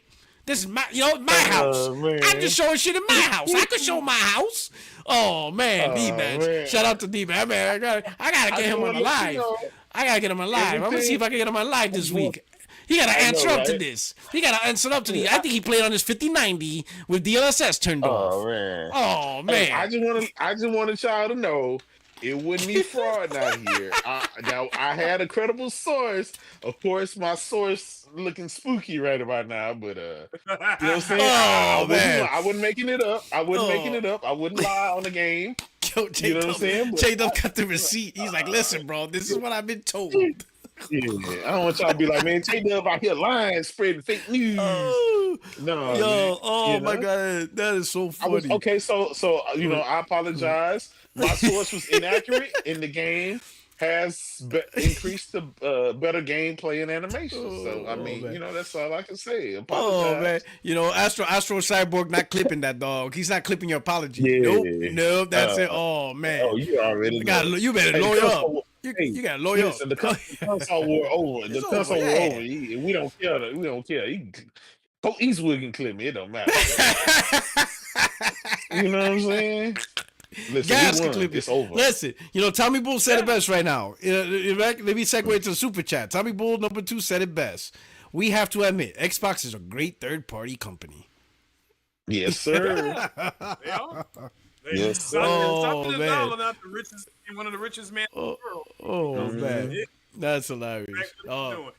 I'm excited about the animations because as somebody who's played this game for over 180 hours, I know when I was casting spells, it didn't look like my hands were moving. It is like the spell was just coming out from that side of my hand. But now it seems like I'm gonna see the fire or the ice in my hand, kind of like Wanda Maximoff does it when she's casting the spell. That's what I'm wanting to see. Okay. That hand animation on this. Yeah. I gotta jump off here. All right, brother. Okay. All right. Shout out to Jimmy Harrison, man. My brother Jimmy Harrison with the $5. Oh, He said, "Good to see you, brothers." Dang, y'all got me laughing. Yeah, man. This is already, man. Goddamn D-Batch. This is what happens, man. Man, you can't use D-Batch as an eyewitness, man. We'll be convicting the wrong people with D-Batch. I thought he was man. Hey, listen, he signed PlayStation Nation. I thought he was good. I thought he left his line ways behind, man. Nah, man. Oh man. Tommy Bull. Listen, man, you can take the Xbox out of the Xbox. They can take the Xbox out of the Xbox. That's true. Man. Oh man. Tommy Bull says, I'm a PS dude, and I think this better upgrade than The Last of Us 1. Oh, he wants to smoke. Okay. Okay. Salute He to said, you, brother. he's talking to you. Nah, he said, fight me, J-Dub. That's what he said. Fight me on listen, this. brother. Oh, man. I can't listen, brother. There's no more fighting me, brother. I won. You know what I'm saying? I'm the champion. I'm walking around with the belt. Oh. You know what I'm saying? Right. Now, to be fair, technically, he could be right. Because The Last of Us 1, right? They kind of remastered a game that was already remastered. So, like, the joke we do with Extreme? Remake the remaster? Well, technically, that's not really a joke. They actually did that. They literally did that. They did a remake of the remaster, right? No, that's true. These are my heroes. So like the joke we have, they actually said, "No, we doing that. We remaking the remaster." 100%. By the way, it's never a joke with me. I'm always serious. I'm joking. Every time when I say it, I'm joking. But I know you're serious. I know you would like 100%. a remaster and then remake the remaster and then remaster the remake. Whoa. Perfect. It's like perfect. Pure cinema. Just You would love it. Oh man, love it. Oh, but I will say this: Elder Scrolls was like one of the first games to come out within the first year. It came out like in 2006. So that was like one of the showpieces to kick off, that gen, the 7th gen, right? And it looked great at that time, right? Didn't it? Did that win Game of the Year? Yeah, that thing was huge. I think it did because I know they released a Game of the Year edition later on. Yeah, Oblivion was a big deal for that generation of gaming. It was huge. True Virgil. It'll not cost them money, but it will. Chocolate Thunder Night Play. Oh man, I don't know. Whoa, man, that's some crazy. Watch it, yo, True Virgil. Whoa. We took it. He's like, man. He pulling a Shannon Sharp out here. Oh man, what's going on, man? All our heroes are going down, dog. Oh man, all our heroes are purrs. Like, oh man. Yeah. That you never know with these cats. Okay, Jimmy Harrison. We already said it. Good to see you. Okay, so let me ask you this: one last thing to catch you up, J-Dub. So you know how Expedition 33 is also coming out this week. Do you think the Yes. stealth drop kind of impacted, at least from the sales side, like on PlayStation, Steam, or those who were interested in buying Expedition 33? You think this kind of took away some sales where some people were like, oh shit, Oblivion Remake? Oh, I'm going to get that instead. You think there's potential for that? You think it happened? You think stealth dropping this in the same week? Yes. Yes. I mean, obviously, Expedition 33 is not a huge game that everybody's been knowing for the last decade, right? Everybody Mhm. and their mom knows Oblivion. And here's the thing: if people have money to spend, generally they're not going to spend it on two games. They're going to select one. Mhm. And so both of them are RPGs. Mhm. And Oblivion looks very good. It's very compelling. It was a stealth drop. Everybody's buzzing, talking about it right now on Steam. I think it was like 200,000 people playing it, and that was in the middle of the day. Yeah. You can imagine it's probably 300, 400,000 people playing it, right? And so now this RPG is coming out. It looks great. It looks next generation. And that's why when the question got asked earlier, I gave my answer based on D-Batch gave me the information saying, hey, it's the same, But now you said Lying what you eyes. said, you read, you Lying brought the eyes. receipts. I just may have to think about which one I'm gonna get. Yeah, I No, can't, what buying no, two no, RPGs is not no, gonna no. Go get Oblivion PS5 Pro Remaster and show what the Xbox guys are missing. that's what I'm gonna do and stream it Yeah, and yeah, stream yeah. it, Stream that right? shit. Stream that Yeah. shit. Yeah. 8K 60 on the Show pro that. with the Show that horse advanced armor. ray Show, tracing. show that horse Yeah. armor. show The that. pony Show armor. that. The Yeah, pony armor. There you go. Got that. Exclusively for PlayStation, the pony armor. Oh, the pony armor. Show that pony armor. Yeah. Oh. All right. Okay. So, So. but here's the thing. Mhm. With all doing, I do want to support a new game, a new IP, and it's from the ground up for next generation. I don't know. I'm gonna have to maybe with Expedition 33. I'm gonna wait, see what the Metacritic scores look like before I decide which one I'm gonna buy. Okay. I think that'll be a better decision for me. Okay. All right. One Okay. one of them are gonna have to, they're gonna have to take the back burner. But Mhm. Oblivion, I've already played it, and I understand. I've already played it, but shit, the graphics look good based on what I see, and, I'm you're excited. telling me all these gameplay changes. I just may have to cop both, but I'm excited. one of them. Man, you can buy both. Stop lying. Stop lying. No, true. But You you a different breed, bro. You got it. You're gonna get the collector's edition with the True. real horse. You're gonna walk around with a real horse in armor. Yeah, but Puerto Rock. Yeah. Think about it though. Think about it. In 2 days, I'm going to be playing Forza Horizon 5 on my PS5 Pro, brother. Oh man. That's Here 3 we go. games. Oh, You see what I'm saying? That's 3 Xbox games. Oh man, does it that have I'm gonna have on VR? my Pro. I got Does it have VR mode? they're working on it. They're gonna work on the ooh. patch. According to D-Batch. You know what I'm saying? Put it- They're working on the patch. Oh man, that's true. Oh, I know you're gonna go crazy with Forza PS5 Pro. Oh my god. You knew it. Now that's the one I'm gonna stream. That's gonna be crazy. Oh my god! Volcanoing. The highest pixels, the finest ray tracing. Look at this Yes, volcano. I'm volcano. I'm Volcanoing about to go volcanoing. with ray tracing. All while I do my taxes on my PS5 Pro. Oh my god. Yo, shout out to King Thrash. Also gotta get him on the live. Shout out to King Thrash. Man. Listen, shout out to Thrash is the GOAT, and nobody can take that away yeah. from him. Absolutely. He slayed a whole bunch of people because I did not know you could actually do taxes on your PS5. No, I didn't know. When he said that, I'm like, yourself a link. when he said that, Step by I'm step. thinking, what the you send fuck yourself is? a link. You open up the link. It'll open up a browser. You click. You log in, and you can. I was like, this guy. What the fuck is he talking about? When he said that, when he said, "Yeah, you can do taxes," everybody was like, "Like, what is he talking about? Do taxes?" Like, and then he showed, "See, you can do your taxes." I'm like, yeah. He the GOAT for that one. Yo, Nobody he can won say that one. anything after Everybody that. shut He the hell won. up. Yeah. Nobody could tell Yeah. him shit.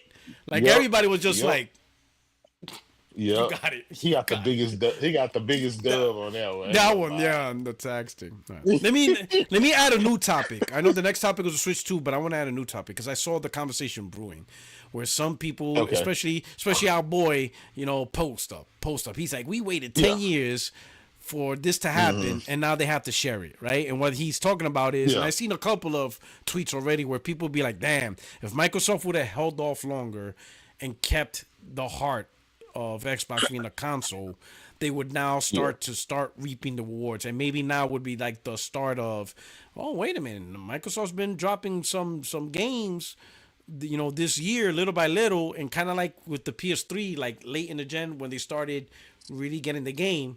I think some people feel that if Microsoft would have held off, not saying they would have won this gen, but this could have been the gen, like towards the end, they would have got back some, you know what I'm saying? What would be the good word?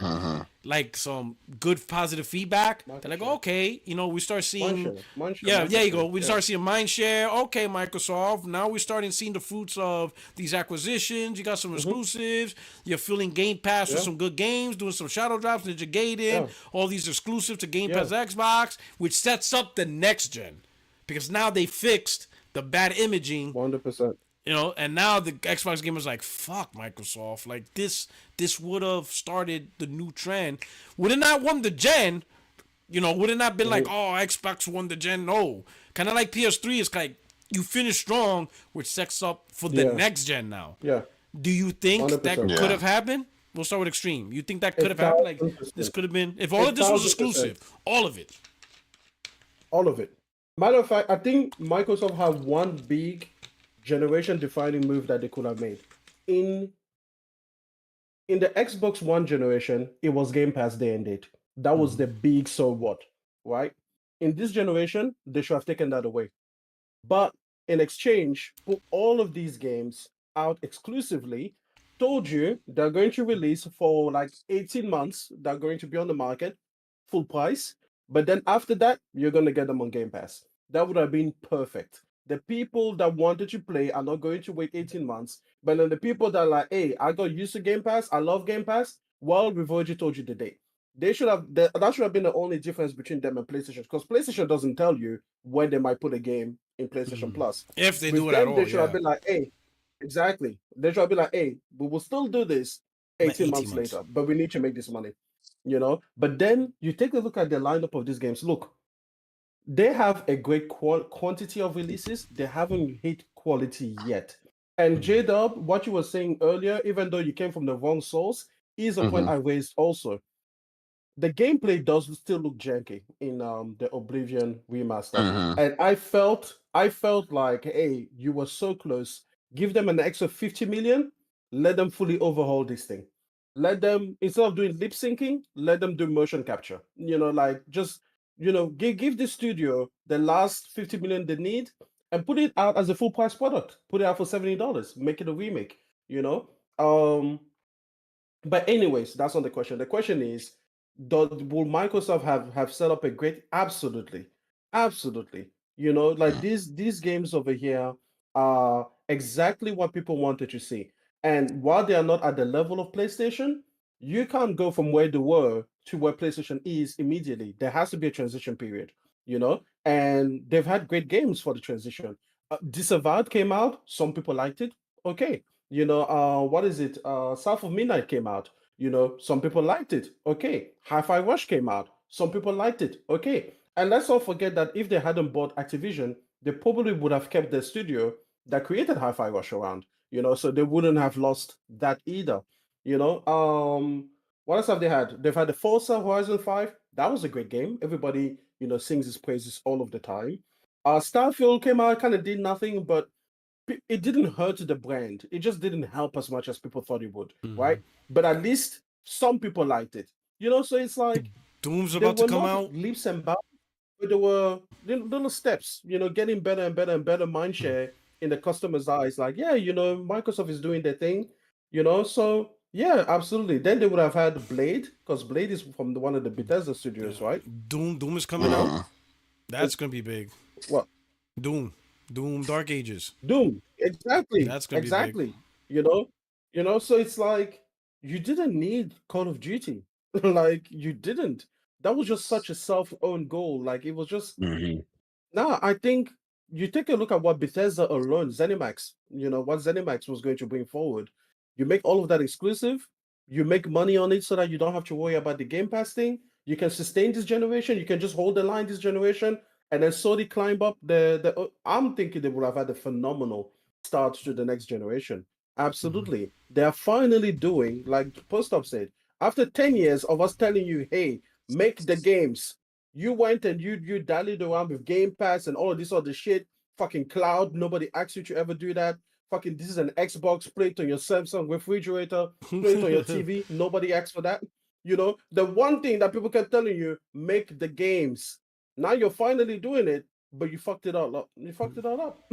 Like it's too late now. And it's a shame. It's a real shame because, like I said, I do not think that these games are individually all that memorable or that impactful, but the collective body of work, it does stand for something, you know? So, yeah. What about you, Yeah. Jado? What do you think? You Um. think they should have held off mm, from going third party and let them build the No, momentum? No. no. Listen, unfortunately, it was inevitable. And I'll defer back to um the ABK head guy, Bobby Kotick, right?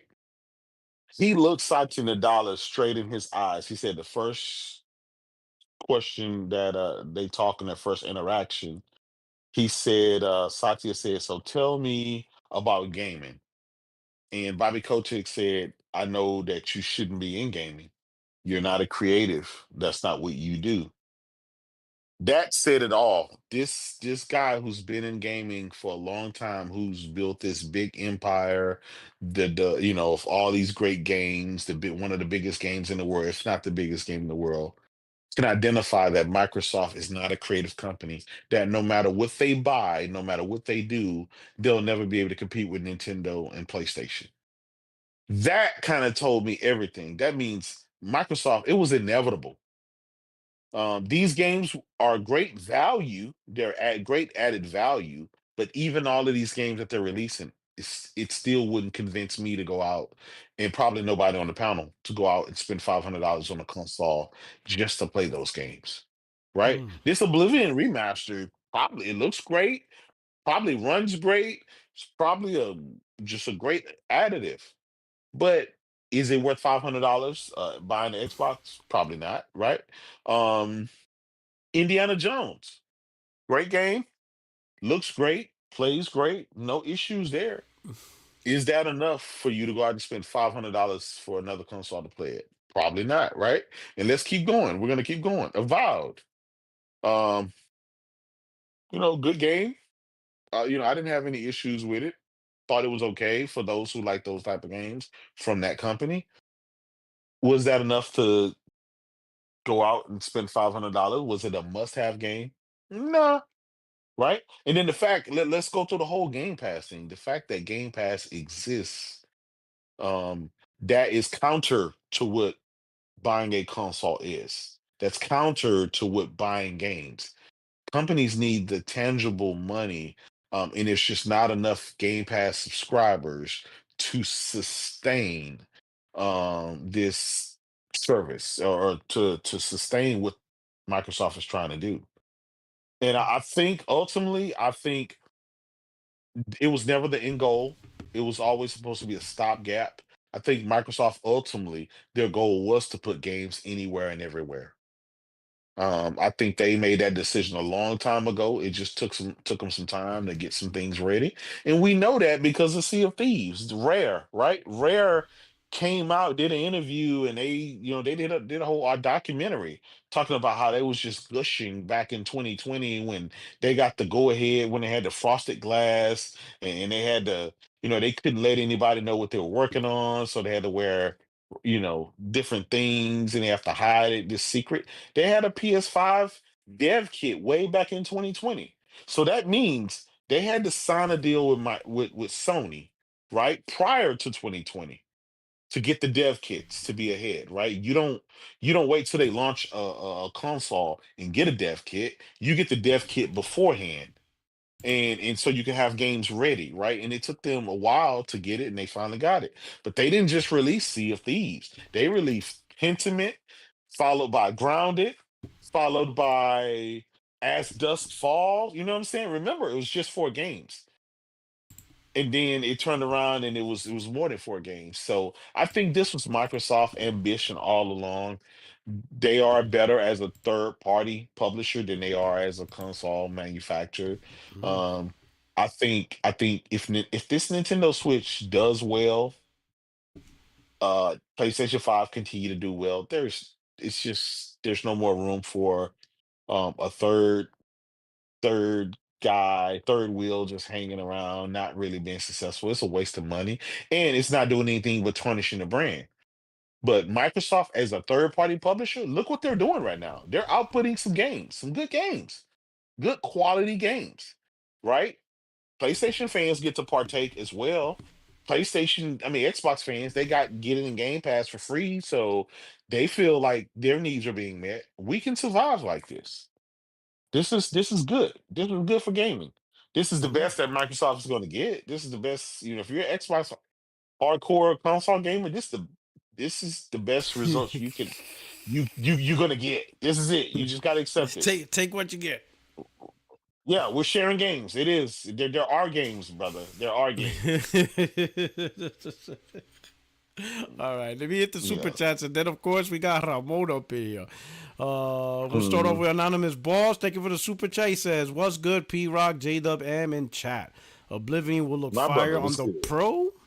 100%. Yes, Yo, J sir. Dub. Pastor said you're big capping while hunting with Mello in Uganda for hyenas. What the hell is going on in what is happening in Z's? What Oh man. the hell is going on Yeah, Z's my channel? brother Pastor Joe. Oh, Pastor's Oh crazy. man. Oh man, shout out to Zaire too. And then we got Yeah. Lord, swallow pony juice. Oh Lord. Oh my God. Oh man, here we go. Oh Xbox man. is dead. Xbox is a dead case of ever been resolved to become anything close to PlayStation quality and relevance. PlayStation has so much in-house game engine engineering that it's laughable against Xbox's contract work enhancing. Oh man, he ain't playing. Swallow pony juice is like, cut the bullshit. Cut the bullshit. Ramon, he is here. Yo, What is going on, Ramon, man? what's good, brother? what's up, everybody? How are you doing, What's good, my brother? Oh, everything is going all right. Happy right. to jump on with you fine fellas. What's going on, Absolutely, brother? absolutely, man. How you loving the Oblivion? Did you get it? Oblivion Remaster? No. On your 480 didn't- Super? No. No, not yet, not yet. It's in my wish list. There's two reasons why I didn't get it. First, I heard it's janky on PC, brother. What's up with the stutter? Like Oh, here Alex we from go. Digital Foundry. It has stutter. Here we yeah, go. that's Unreal Engine 5 is I don't know Yeah. what it is, but I All think of their it has games to on do with PC Windows. stutter. Yeah. All of their games have stutter on the Unreal Engine. Yeah, It has something to do with something in Windows. I forgot what they said, and I'm thinking, man, if I just spent $3,500 on a fucking uh, 5090 and a Oh, my badass God. AMD CPU, and I'm getting stutter, but then a $699 PS5 Pro is doing it. And oh man, what are we doing? But there's Here, man? another one too. Sifu is another one because I thought Yeah, I double dipped that one, and it doesn't do it often, but occasionally it does. So I mean that's yeah, another one where the PS5 is actually a better yeah. version. But Wow. I mean, Don't forget Final Fantasy. okay, Final I Fantasy. don't. I'm gonna I be don't know honest. about that one. I'm gonna be honest. Square Enix Yeah. overall, as a competent technical dev, has not impressed me. It's bad. It's bad As with a, PC I'm port. talking technical, Yeah. technical expertise. Yeah. They're not the Oh, yeah, old yeah. Square Enix, man. They're not the old Yeah. ones. Like I have not been impressed on the Yeah. technical competence. The game is great, Mm-hmm.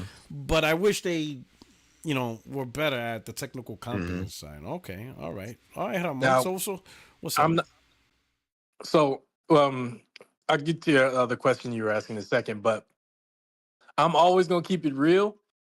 UE5 games, the ones that I've experienced, all play better on console. On the flip side, however, there I default back to Ghost of Tsushima. Mhm. It was amazing on PS5 on PS5, but when I fired it up on my PC, see, we throw around the term 4K and 2K and all of that, but 4K ain't created equal. There's 4K low, man. medium, high, and ultra. And when I turned here we on go. Ghost of Flex. Tsushima and Go ahead, maxed it out, flex. well, look, I'm never going front. So you know what I mean? Like, He's you in know, flex. just He like about to J-Dub said, flex. the PC port is janky for Oblivion, and it's janky for Sifu. Which Sifu, I mean, come on, you know what I mean? That's not a demanding game. And yeah, I'm running it at 144 frames, but I'm still stuttering. But I fire up my PS5 and I don't get any stutters. So there's no excuses for that. But when I fired up Ghost of Tsushima, Go ahead, flex on Tsushima. Dude, there's no word strong enough other than like crisp doesn't do it. Crisp doesn't do it justice. It was like a movie. J-Dub, he said we're playing on he said we playing on medium settings. What's going on here? What are we doing here? He said we on medium. Hold on. Oh man, go do something. Get back in there, man. Go, I'm pushing him. Go get him. He said we playing on medium. Dude, I don't even know what J-Dub is talking about because he can run it better than me. On my pro. Oh my God. All right, dude. If you go cap it, go ahead and keep it moving there. No. But here's the thing, right? He said pro runs it on Marge. Right? That's a Marge. Yeah. Marge settings. But one thing I will say is how much did you pay for that 4080, brother, versus how much I paid for my you want to know what's funny about this though? I didn't even come on trying to console PC war. All I did was turn on the answer the question. I connected it. Yeah, Puerto Rock. He put up the back symbol. I ain't even got adversarial with it. You know what I'm saying? Listen.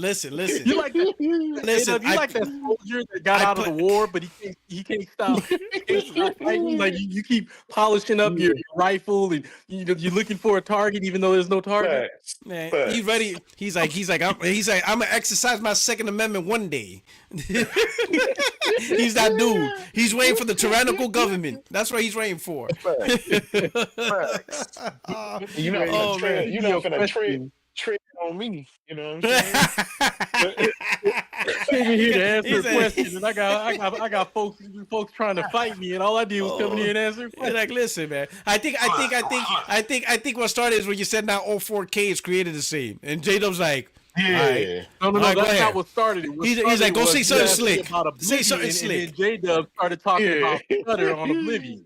Oh, yeah. Before I could even answer the question, J-Dub went into stutter on PC. Before I could even say anything. That's what started it. All right. And I agree. He's the antagonizer in chief, so he's just getting paid for what he's supposed to do.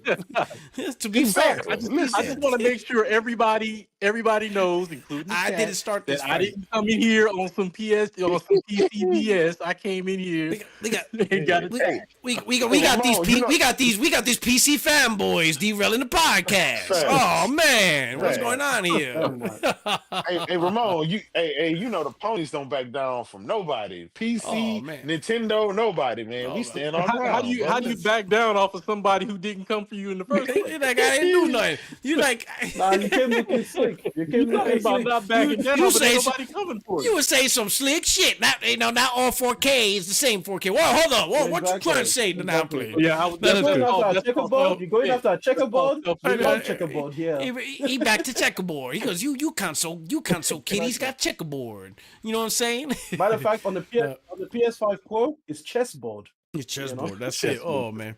But hey, Ramon, what do you think about what do you think about this remaster though? How they handled it? Like it's a stealth drop, the improvements and stuff. Mm. So on the technical side, they surprised me because when I heard remake, I was like, okay, cool, this is gonna be awesome. And then when I saw the box, well, the art when they leaked it, You said remaster. excuse me, and they said it said remastered, I was disappointed because I'm like, all right, so it's basically it's gonna be, it'll be spruced up, smeared graphics because those old school graphics, they just look smeared. It looked like they just Mm. spread it like butter.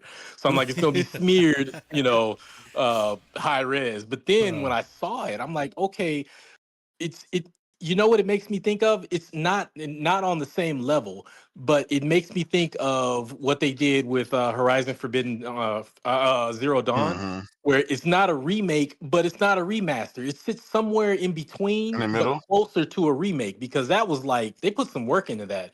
And this, I wouldn't say it's on the same level, but it's the same type of. It seems like it's more than a remaster, but slightly less than a remake. What I'm Okay. curious Yeah. about is because I've never played Oblivion. Eventually, I'm going to, but I'm curious if when they said they redid the combat, the animations and everything, I'm hoping the sword fighting doesn't look like you fighting with a butter knife. You know what I mean? Hmm. Yeah. Butter. Yeah. Yeah. Yeah. But they So did mention it's, we'll you know, they did mention a more weighted feel to the combat, so yeah. we'll see. So I'm Hmm. hoping I'm hoping that that's the case because I do have it in my wish list. I Yeah. didn't get it yet, and it's funny because you were asking P Rock about the Claire Obscure versus the Oblivion thing, Yeah. How about and that? I already got Claire Obscure Oh, pre-ordered. okay. So Are you gonna but cancel? the Are you only gonna reason I cancel? didn't get a You're not gonna cancel your pre-order for Oblivion? nah. I mean, Well, I'm at gonna least play they got both one eventually cell. anyway. Hey, Expedition 33 developers, you got at least one cell still surviving. I'm also Okay. curious though. I'm waiting because there's this thing called Sky Oblivion. I don't know if you guys have heard of it. So Sky I'm Oblivion. waiting. Sky Oblivion is basically it's like I think it's shaping up to be like the biggest mod in history, which basically you own a copy of Skyrim and you get this thing called Sky Oblivion for free. And basically, if I remember correctly, it combines the world from Oblivion and I think Skyrim.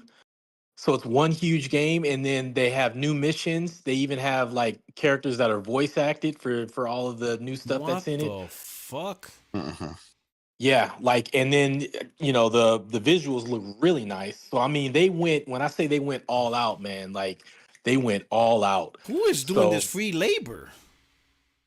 dude, like Bunch of it's sad a people, dude. it's a passionate community, man. Like Fallout, look up Fallout London. Fallout London is another one. You have to own Fallout 4, and then you go to GOG, Good Old Games, and you get Fallout London for free. It's for free. And then what it does is it runs Fallout 4, but Fallout London is over it. And it's not just like reskin stuff. It's like a whole brand new city, like basically Fallout in London. Like new missions, NPCs, like you even have tea instead of like whatever the drink is in Hmm. like the Fallout that takes place in America. It's like it's a brand new game. Like I looked it up and it looks crazy. Like I'm not into Golly. post-apocalyptic, so I didn't get it.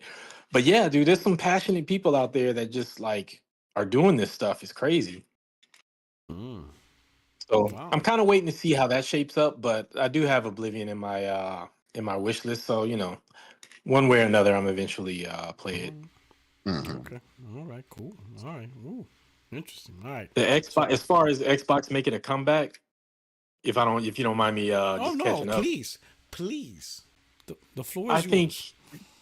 think it could have happened, but a few things would have needed to happen and not happen. First of all, ABK put Xbox on the money people's radar, i.e., Amy Hood and of course Satya. So they should have never Um, purchased ABK. that was the biggest mistake. The other thing is, and shout out to Eric Jackson. I think most of you know Eric Jackson. He's been saying something for the longest time that's so true. Culture. The biggest problem Xbox has had is culture. For Mm. an example of that is when Spider-Man 2 was coming out, you saw the banners on the side of buses when God of War Ragnarok was coming out, they had a freaking axe in the middle of what was it, Times Square in New York? It was Yeah. also It was an it event. was also at a Laker game, right? Like a playoff game. The God of Oh, War. okay, yeah. See, I didn't even know Yeah. that. Yeah, so No. it was an event. They make their games an event, and that's culture. And the other thing is localization. I heard there are Xbox gamers in Korea begging them to get the localization right because the language isn't right. And then when they're playing the game, it's like in English. There's whole portions that are in English and like things like that. It's like little things that they have, Daddy Warbucks war chest of money that they can put towards getting those things right. It's an international effort, but they haven't done that. And like between that and culture is a big one. They have a freaking rabid fan base. Build a culture around that, but that's something that they haven't been able to do, and that's why that's why they had their biggest problem. So even with these games coming out, I think they would have had a strong shot at making a comeback, not like, winning the gen, because you already said that and I agree. But they could have at least made a comeback and been a strong competitor again if they ticked those boxes in addition to selling the games. Because the games, are only part of it. Okay. So it's kind of frustrating. They kind to of pissed see. off their hardcore fans because they got rid of FanFest this year. So that pissed them Well, off. I think that was a self-preservation thing. Oh yeah. Because they don't want to go out on stage and get watermelons and tomatoes and Announce oranges thrown PlayStation. at them. See the PlayStation symbol at Xbox FanFest. Oh my god, I would be there with a PlayStation shirt. I'd be like, "Hey guys." If I knew how to do this stuff on my computer, I swear when Jeff Keighley announced Indiana Jones when it was coming, I would have made his face into Michael Jackson on Thriller at the very end when Michael Jackson turns towards the camera and he has a cat eye. Yeah. That I'll was be Jeff honest, Keighley man. when I he think I would announced- have. I think because I know Xbox Five they do it in LA, so LA is about an hour and a half away from me. I think I would have tried to get tickets. I think honestly, there would have been. Oh my God, there probably would have been a rumble. That we would have been on the news. Like, why are people fighting at FanFest? Why is there? Oh man, It would have been on the news. It would have been helicopter. yeah, footage. they would have been on the news. Like Rumble happened at the LA Convention Center. Gamers are just straight up fighting, and you see me in the middle just tossing furniture, stuff like that. Like, wait, is that Puerto Rock? Like, what the fuck happened? I think I would have went though. I would have been like, oh yeah, this is Xbox, right? Hey, listen, I'm an Xbox now. Oh man, that would have been so hilarious. God, they should have put FanFest. I would have gotten tickets. Oh my God, would have been nasty. That thing, I would have been like Geraldo Rivera. That would have been like, No, actually, that thing would have been a mess. That would have been a mess. I would have been, the whole. and I would have not been in the bleachers. Preservation thing. Yeah, I would have not been in the bleachers. I'm in the front. All right, you're gonna see me. What you were saying? Hey, I want to pose something to everybody. So I saw a snippet of an interview. I'm trying to recall this, but Phil Spencer was asked how many hours a day, how many hours does he get to play video games, and I can't remember his exact answer, but I do remember the number of hours he said he gets to play are not compatible with his position. Now, we extract that, and let's just say if he's got time to play that many games, I don't believe he's running the show. I think he's still the face. And who does that leave that's running the show? And I don't believe it's Satya. I think it's Sarah Bond. You think? As much as we've been saying, we think he's been prepping Sarah Bond to take over. I think Sarah Bond has been in the shadows running this because what's Sarah Bond's achievement score? What's her achievement score? Yeah. I want to see Sarah Bond's achievements. I want to see her achievements. She got like 2,000. Like what? Time to play these games if he was running Xbox. I honestly think that at this point he's just the face. And he's kind of just working his way out, but I think it's been Sarah in the shadows running everything. Hey, hold on. Can you just turn on your camera? I want to see what aluminum foil kind of Oh thing man, you you got the got tin going foil. on. He's like, I just want to see. I just want to see if it fits you very well. but that aluminum foil is made in Canada because they're not buying aluminum no more Yeah, from exactly. America. Yeah, So that's pure Canadian aluminum foil. You know. Yeah, I'm exactly. just, You I'm want to just know what saying. kind of. I'm just saying. Would he have the time to play that many games if he was He still does, completely man. running Xbox? I ain't gonna But he's a lie. gamer. Out of He's all the a execs, gamer. out of all the You're- execs, even more Yeah. than Nintendo, he plays a Yeah. lot of games, boy. The Yeah. funniest thing What I'm I saying, seen, man. the funniest thing I know, he did something in the Oh, I Pissed know what Off you're about to Gamers. say. I know what you're about to say. The Fallout 76. Yep. The funniest thing I seen. So Fallout 76 is live service, right? So they nuked his city. He built this city and they nuked it. They wiped Phil Spencer off the Yeah. map. The Yeah. next day, he Yep. started the mission to get his own nukes. I'm like, you gotta Yep. be kidding me. This motherfucker say, hey, Yep. shut the board meeting down. I'm getting my own Yep. shit. I'm gonna wipe everybody out. He's like, yo, Yep. that was the funniest shit. Somebody announced it, and that became news. Like, Phil Spencer started this mission, and I was like, what's so important about that mission? They told me, yo, that's the mission where you That's get where nukes. you get the nukes. I'm like, oh, this dude's coming back. You took his town? Oh, he's like, all right. Yeah, I was picturing him like Denzel. He's like, okay, motherfuckers, this is how y'all Yep. do me, huh? You gonna do me like this? like, I could just see him like Denzel. He's like, I got shit on Yeah. all of yous. I run the servers. I know where you live. All right, Yeah. motherfuckers, you gonna take out Spencer Town? Oh man, that dude is funny, bro. Let Yo. me ask you guys this. He brought up a good point. He's probably playing on PS5 Pro too. I know, right? Is it He's just- is it a requirement that you're a gamer to run a gaming company?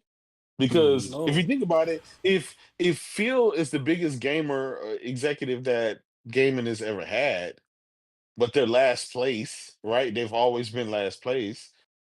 Jim Ryan wasn't a gamer. You know what? Reggie think- Fils-Aimé, I mean, he may be dabbled, but he's not that hardcore gamer like that. So does it really matter? Because I know the Xbox guys, they always say, "Oh, but Phil's a gamer. He's a gamer." It's like, okay, he's a gamer, but he's last place in games. His games are the worst games, the Red Falls, the Bleeding Edges, and all that. Like he put that out there. Does it matter? Like, has it been a benefit? You I know, think he shouldn't say be what you playing want against. games, but be Say what you surrounded want. by people who know good games. Yeah, but say what you want about Jim Ryan, right? He kept PlayStation number one, without playing games, without being a gamer like that. And so if the gamer is giving you the worst games and console is last place and service is last place and just everything, I don't think having a gamer as the head counts for anything. I think J-Dog, the you're group. catching up to me. I've been saying this. Yeah. Yeah. I think the And collective I will group. say this. I just want to say this one thing, right? I'm an executive, and most executives spend their time in the office cutting deals and forecasting what's going to happen, not only current, but in the near future and in the distant future. That's pretty much what it's about, and just managing money and managing the different opportunities that can come. That's basically what's done day in and day out.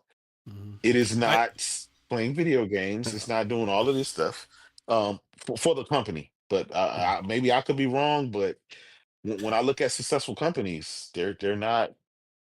You know. Yeah, I don't think it's actually being the big gamer. You're right. I think it's just understanding your brand and understanding gaming. Like That right fundamentally there. understand. Yeah. Right. That's what, and that's Yeah. where Sony and Nintendo they understand gaming, right? And they Yes. understand what it takes and stuff like that, right?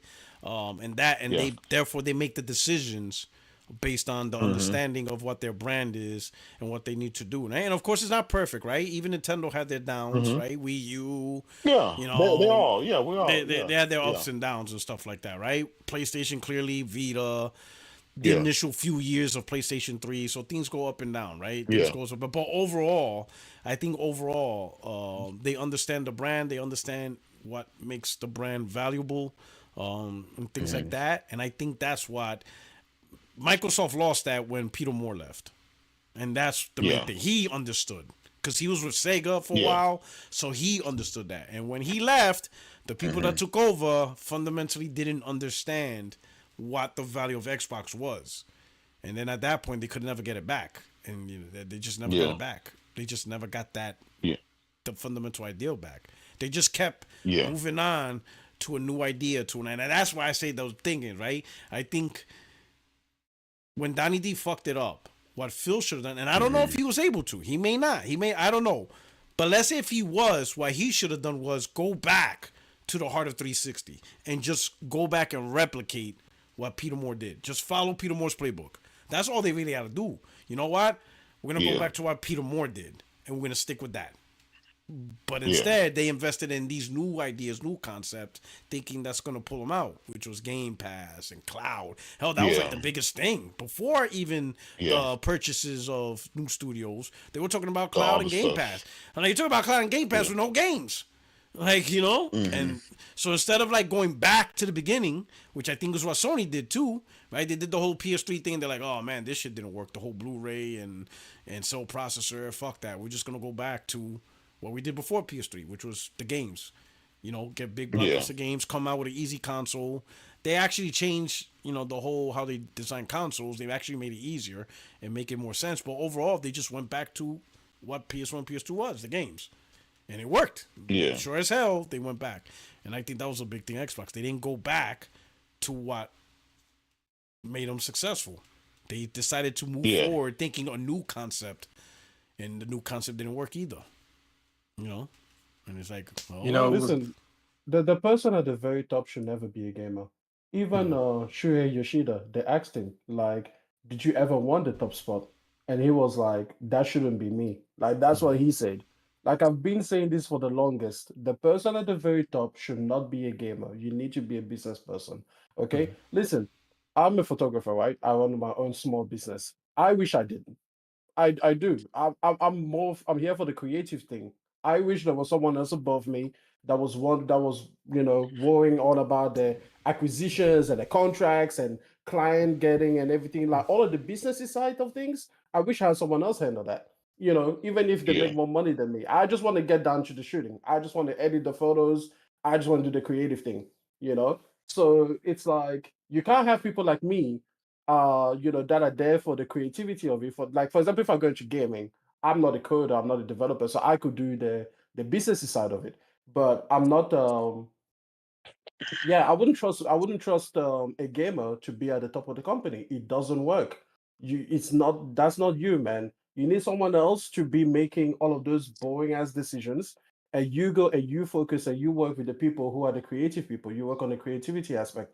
Shuhei Yoshida was perfect as a creative, like the studio executive that would liaison with the studios and everything.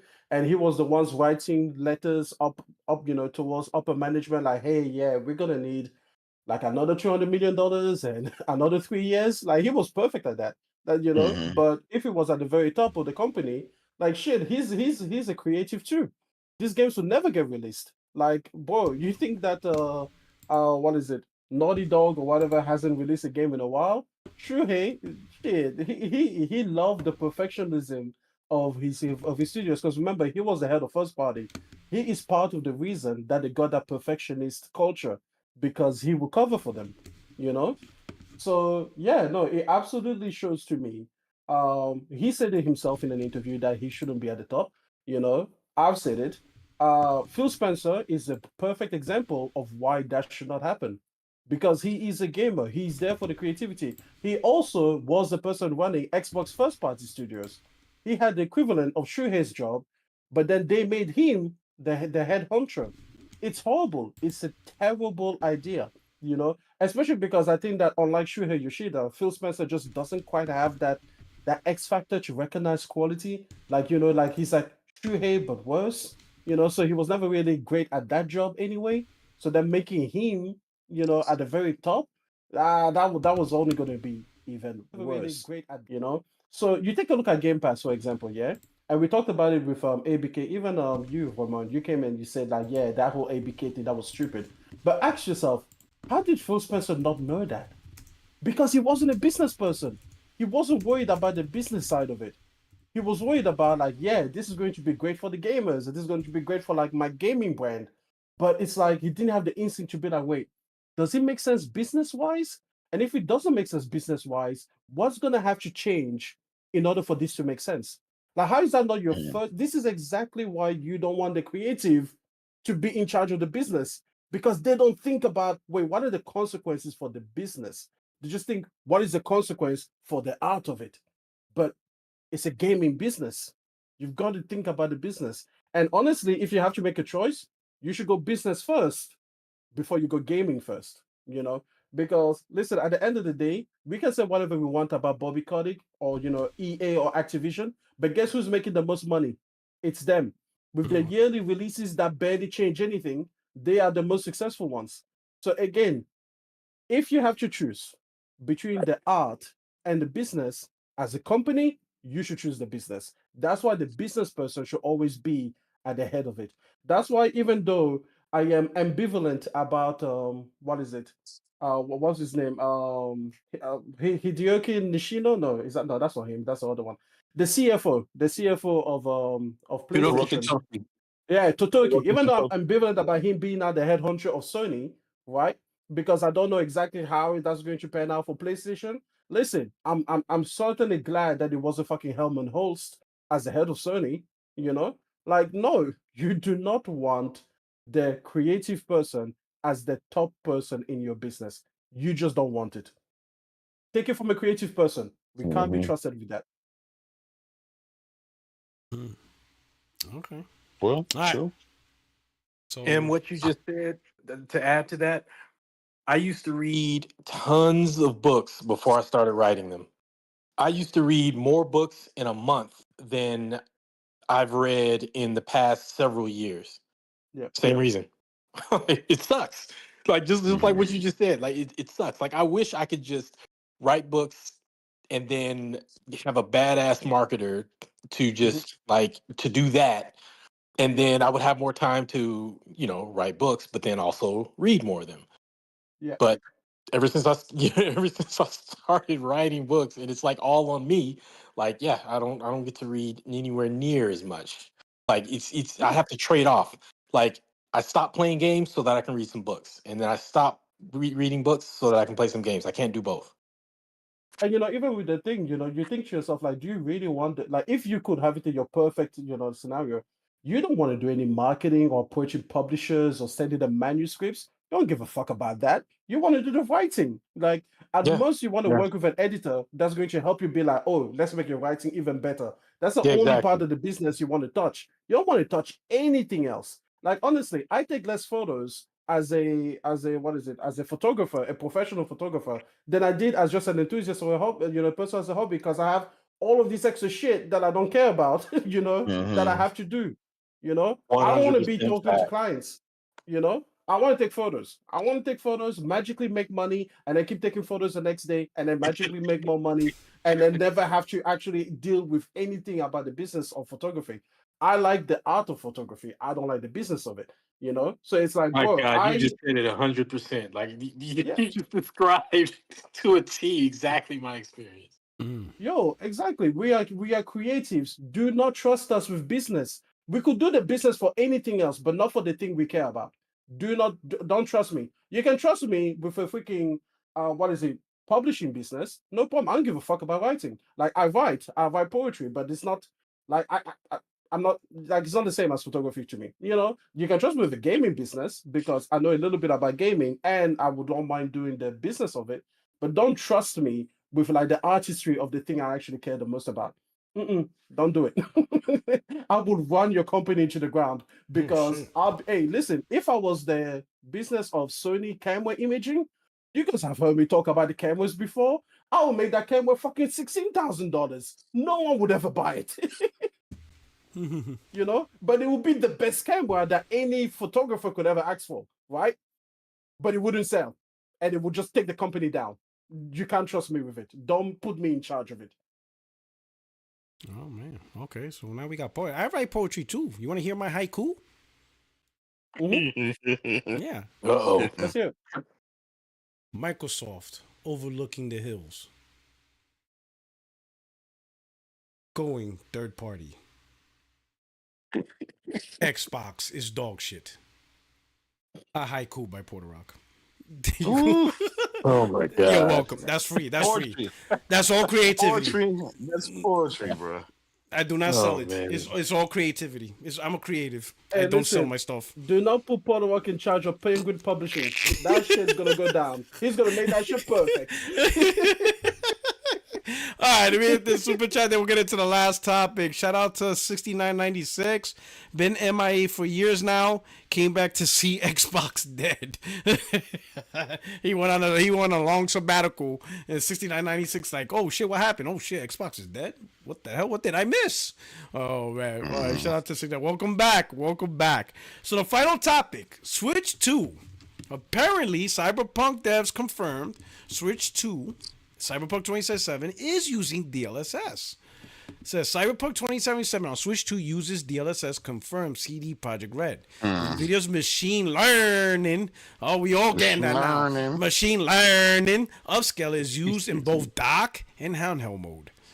One of the most ambitious titles lined up for the launch of the Nintendo Switch 2, CD Projekt Red's Cyberpunk 2077, has been showcased via work-in-progress code seen at the console's launch tour. Digital Foundry has had the chance to go hands-on at the recent London event, and while our initial impressions are on record, many questions remain unanswered.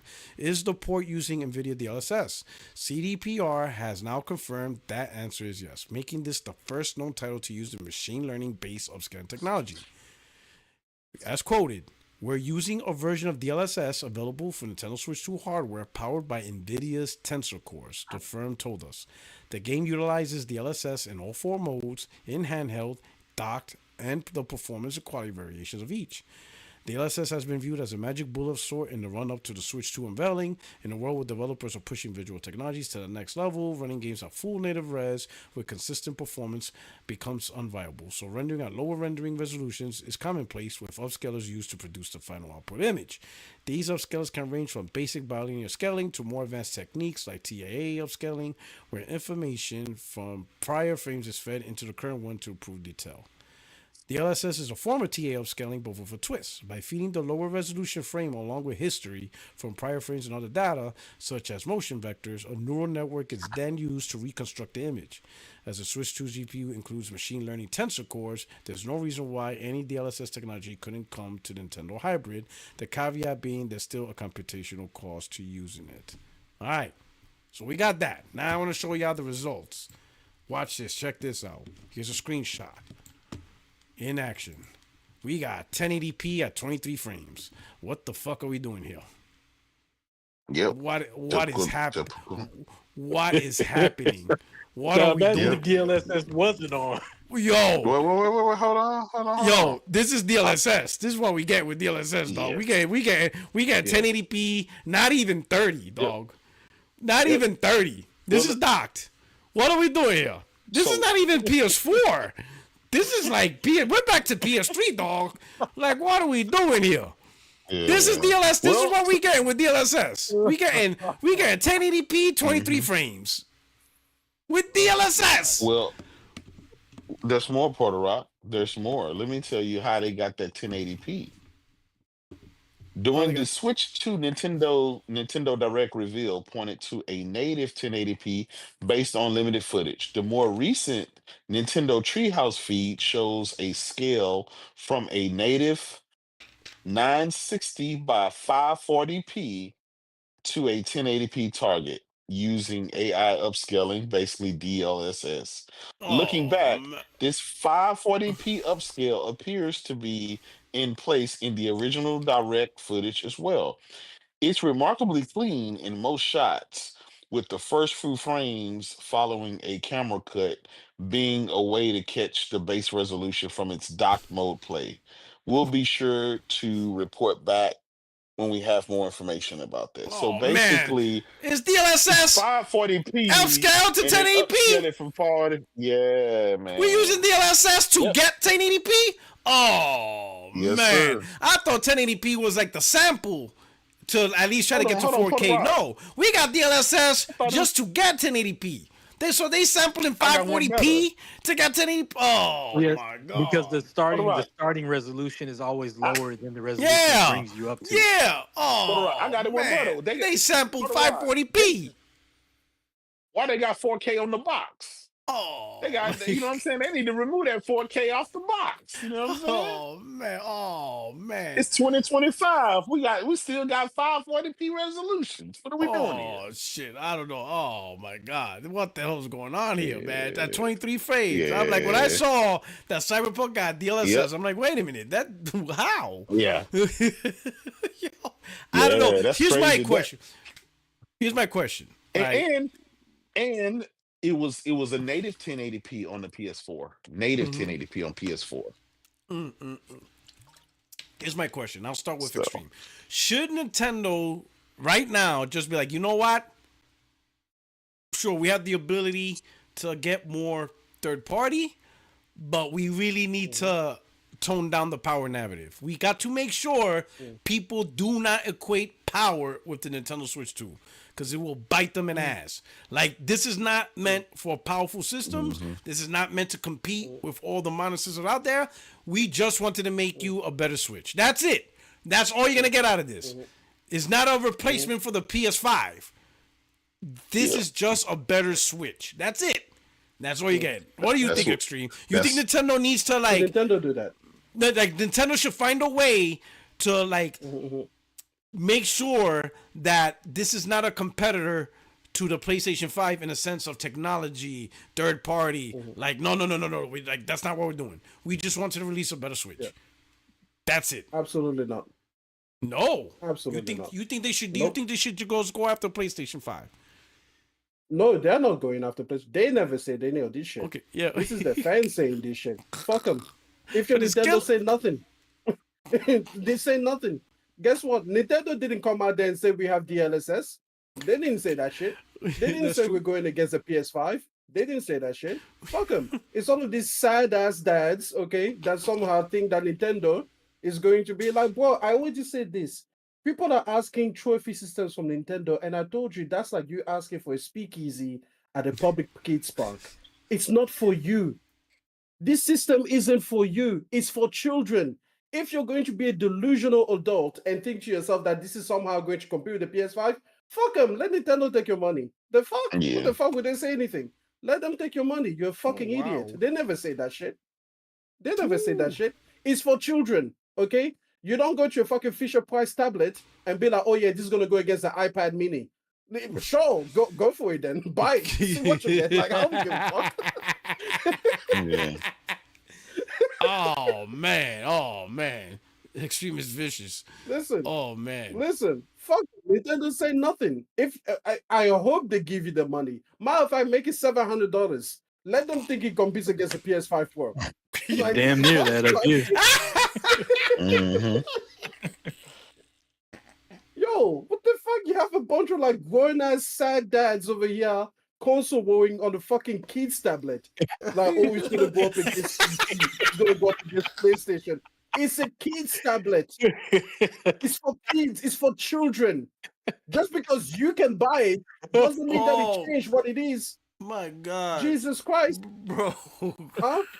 So listen, I don't go and pick up a pram and be like, yeah, this pram is going to compete against someone's Porsche. But you know Oh what? my Prime God. companies are gonna mind if I'm deluded that way. No, yeah, sure. We can drive inside. A Porsche can do that. Oh Like, shit. Go That ahead, is man. wild. Go He ahead, said he man. got sad dad's console with a kid's tablet. The Oh, fuck is wrong man. with y'all? Yo, I fucking yo that line we gotta mark that line. Motherfuckers console with a kid's tablet. Oh my god. Fucking them, bro. That line, that's just bars. That is The bars. visual that invokes is just hilarious. Oh, that is bars right there. That shit is bars. He said console war with a kid's tablet. The fuck? Yo, I gotta use that on Twitter. Yo, this shit is good. Oh man, this shit. Fuck. Oh, hit the like button. Oh, that shit. Fucking I can't. Oh man. All right. What do you think, J Dub? I know you the antagonizer. Are you welcoming this? Do you want these Nintendo fanboys to take it to the extreme? Like, keep going. Fight. Uh, yeah, Don't bow yeah. down. I Fight. want them to keep. Yeah, absolutely. You know what I'm saying? We got Xbox to fuck up out of there. We need a Nintendo to next, right? We need somebody to stomp on next. This where Baron at? He need to come tell us about this hybrid powerhouse Power. that this Byron, Switch 2 yeah, gonna be. Byron. You know what I'm saying? Yeah, you got the keys to the house. You need to come in. Man, why you Yeah. hiding? Bring that hybrid powerhouse. Come, Talk your shit. come. If said, Baron was still here, shit. he'll tell he would have talked all kind of shit about the pisser technology and all of that. And now he'll be in here defending the The DLSS the 1080p. 540p DLSS. Yeah, come on, man. But it's J-Do funny. said, we got Xbox to fuck up Abby. Yeah, they quiet. They don't say a peep. They know better to speak. But yeah, I think I don't know. The console war is over, but we need new blood. We need Nintendo dudes out here He said, we got Xbox talking to about fuck up power and out of here. resolution. Bring on the Switch. Oh my God. PlayStation Nation's never satisfied, bro. Yo, we're never satisfied. Never. It's like, nah, we're like the Mongolians, bro. We're invading anybody. Yeah. This shit don't stop. Anybody. Yep. Oh man, this shit is crazy. Oh my God. Yep. Hey, Roman, what do you think? Like, I know you don't like the whole console war, but have you seen the Nintendo guys? Like, they getting rowdy. Well, I've only seen it secondhand because I'm not on Twitter anymore. Oh, that's right. That's right. You lucky. But oh man, it got bad. It's bad. I've seen some screenshots secondhand, but I mean, well, you already know my take. Play your games and enjoy your games. You know what I mean? But I mean, I get it. The whole, I grew up in roast culture, so I get it. Talk smack and have fun and everything. Roast coasters, I like that. Yeah, but that's not mine. That's Optimus Code. That's not mine. That's right. We dropping gems. We dropping gems here. Yeah. But no, I think with a Nintendo console, it's just weird. Like, number one, the irony of this whole thing is, okay, so let's go back to Cyberpunk 2077. The only person I can imagine who would play that on a Switch is someone who only owns a Switch. And the crazy part is, someone who only owns a Switch, I struggle to believe they even would know what a frame rate is, much less DLSS, because they're only playing on a Switch. So and they're children. They're children. He's saying they're children. They're children. Maybe a large portion of them are children. Yeah, He said they're children because they so- cannot so- buy so- shit on their own. They got it from their parents. Here's the Switch. Jesus Thanks, Christ. Dad. and that's the other ironic part is okay, they're children, and there's a sentence that I never thought I would ever say in my life, and that is, I cannot afford Nintendo games. See, $80. down there they're $80 to $90. Oh, Up you here was like they are 100? $130 to $145. Oh, There is absolutely no way. Like, I literally cannot afford Nintendo, dude. You don't write Imagine enough books. saying that. You don't make enough books. There's not enough books in the world for you to write. You wouldn't have time to play Dude, Nintendo. like, even if I could afford it, I still can't. I can't, like, not for Nintendo games. And I mean, everybody values different and everything. But even if I loved Nintendo, I still would be like I can't afford that. And it wouldn't be a big deal if their games go on sale, but they don't. Maybe once a year, maybe. So it's like their games very rarely go on sale. The secondhand market, you'll only save like maybe $5 or $10. So you paid like 110 to 130. So it's like I'm really curious of what the sales are going to be like up here in Canada because I can't imagine They're gonna anybody. be great. They're gonna be great. Let me tell you why, Roman. Because do you have a child, Roman? Nope, but I know exactly where you're going. Kids There are you going to go. want it, and As they soon don't as care you how get a much it child, costs. and Yeah. that little walking sperm is going to tell you, like, hey, I want you to buy me Mario Kart World. You're gonna be like, well, I can afford it now. There Yeah. you go. There See, you gotta be a boomer parent. Go ahead and tell a boomer parent yeah. you're gonna spend $80 on a game. Mm. You get slapped. Yeah. You need the boomer That parents need to generation come is back. gone. This Like- shit don't be like, work. you got This shit Mario- don't. you got This shit Mario ain't work World with money? millennial parents. You know, yeah, that, Yeah. that's exactly. My Listen. dad brought if I would have You told my got dad, hey, I Mario Kart need World $80 money? hike. He's like, is your last name Nintendo? No, shut the fuck up. Hey, follow up. You said You need- they're gonna get you deported.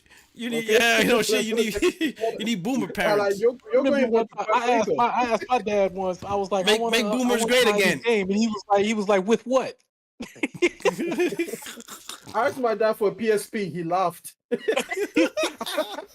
I was like, "Hey, Dad, can I have a PlayStation Portable?" He just laughed. he's like, you're so funny, kid. Like, oh shit, we I need know, boomer he's parents. like, Bring, You That should was do a good one. stand-up. That was a good one. That was a good one. bring Now get boomer. out my face. Bring boomer parents back. That should be Hey, like, listen, you know, I asked my boy. dad to pay for a $10 Windscape subscription. It was $10 Australian at the time. Yeah, he paid it for 1 month. I was like, "Dad, can I have it the next month?" He looked at me and he was like, wait, "You're funny." wait. Oh, no. You want another $10? Hold the fuck up now. Dude, half the time my parents wouldn't let me buy some of this shit with my own money. They'd be like, Oh, you want to shit. spend how much? That's You know, true. well, yeah, That's they'd be like, yeah, you don't that's got true. no They about to waste pocket, money, but yeah, pocket like, watching but my money, shit. my Yeah, money, the I pocket earned it. watch you. Hey, they were the original pocket watchers. Yeah, Yeah. Boomer parents, yeah. Boomer parents were the original Dang. pocket watchers. I'm like, I'm making my own money, you know, doing my own things, and I'm And like, they go buy a still game. like, They're like, no. where you going at? No. You need school clothes. Like, that's what I got you for. Yeah. I gotta. Yeah. I couldn't pick Like, one. You want to whenever you spend buy yourself like $80 the on some nice pair of basketball sneakers, shoes, you better they'd be shave like, off "How much 40. was that? $80? $80?" They're like, you Like, better come return back those. with some $40 shoes. You better return those. I expect, you know, Yep. 2 pants, Oh, 2 I shirts, had and to a do coat that. with your sneakers. Hey, With $80? you know what? I still do this thing to this day. I don't take the box home from the store because whenever they will see something from like Foot Locker, like the plastic bag, they'll be like, that better say Payless. You better go buy that at Payless. Yeah. Payless shoes. The fuck are you going to a Foot Locker for? Like, I always threw away the box. To this day, even in my adult days, On the I'm way home, traumatized. throw the I don't box bring home away. the box. I Oh don't bring man, home you bring got that Freudian, you got that Just- Pavlovian response. Yeah, Just bring it in the bag. That's it. exactly. Loose I sneakers. literally go You and I sneaking into get your own like a house, generic you the only grocery one in bag there. and I just put it in there. You be sneaking in the house and nobody else in there but you. Yo, listen. And whenever you want to wear it out, you've got to like put it in another bag and wear your regular dirty shoes, go to the bus stop and swap. Switch them out. Oh, man. M had to swap out his Air Force Ones. Keep them crisp. Hey, listen, Oh, man. man. Listen, man, I couldn't even get anywhere near Air Force Ones because they will do the wardrobe review. They will go through the shit. Oh yeah. You Oh can yeah. kind of like sneak a pair of Adidas there, but if you put in like a pair of shoes that look a little bit too fancy, they'll be like, "Hey, Like, wait a minute. hey, last week I asked you what you bought last week. What is this?" Oh dude, they make One of it. those. I used to have to One of I used to have to submit the receipt. They would take the receipt and look at the receipt see? and look at what You everything. see? Man. Yeah. Yeah, so there would have been no Nintendo Ooh. Switch. Yeah, boomer, get them boomer if I was parents. a kid right now. Make boomer parents great again. Make them boomer parents, boy. You No. Yeah, I definitely Oh, wouldn't have different had. A different Oh time. man, now we got Oh yeah, millennial it was parents. a very different time. Oh man, different times. All right. So we went through all the topics, man. We're gonna do our outros. We'll start off with Extreme. Yo, hey, I have We a got a couple channel. of videos. Sometimes I post videos. I posted a video recently. Go watch it. It's cool. There you go. Yo, J Dub. Or you can find me on the Twitters. You love it. You love it. You should follow me on the Twitters. I get into controversy a lot for no reason. I don't E4 even know why. Extreme. Also, my latest take is that fan service in anime should be banned. That shit is immature as fuck. We don't need fan service. We're not children. Okay, move on. Move forward. Now I Do got better. I gotta check. Do what better. you did. I gotta see what you did. Oh, you know what fan service means? Okay, no. What's that? Listen, it's when they draw a character with disproportionate parts in order to Oh. appeal to the male audience. Oh my You know? god. So you're in That's- the middle of a story, yeah, in the middle of a tense moment, and somebody with the jiggly digs just comes out, and you're just like, yep, all tension gone. The entire scene is ruined. Yeah. I hate it. Because they I put hate big it. titties. So yeah, that's my latest hot take. Get rid No, of that's fan service in balloons. anime, please. We don't need that. We don't need that. Oh my god. Oh wow. Oh my god. All right. And then I think J Dub dipped. But we got Ramon, man. I know you're in Blue Sky now. You're like, screw this shit. Screw X. Oh Oh yeah, man. I've been gone from Twitter for what, like 6, 7, 8 months, something like Yeah. that. Oh I've been yeah. gone That's for a right. while. Mm-hmm. You've been Yeah, I gone. guess I had enough. But So yeah. no, have a channel. Haven't done anything with it. Not sure when I'm going to do anything with it. Do you have a If you like channel? Epic Fantasy, I mean, I have one, but it's like I haven't done anything with it. I just have No. one. You What know do what I you mean? It's plan to kind of do like with you it? just, you know what, man? It's a mental bandwidth thing because what I wanted to do is um do videos on, like, books in my genre, like, Mm-hmm. in addition to like my own stuff, like, you know, talk about books from, other authors, obviously, Yeah. and then um also cover gaming as well. You know what I mean? Like, you know, this is the game I played, so forth. Like Brandon Sanderson did he kind of mixes it from time to time, and it's cool. Like he has a video called "Why You Should Play Elden Ring," and it was back when Elden Ring first came out, and he talked over the footage of him fighting the land octopus things and dying repeatedly, and it was like he was just talking about it, and why it's what's so special about it, and what's so unique that brings people who normally aren't interested in that particular genre, things like that.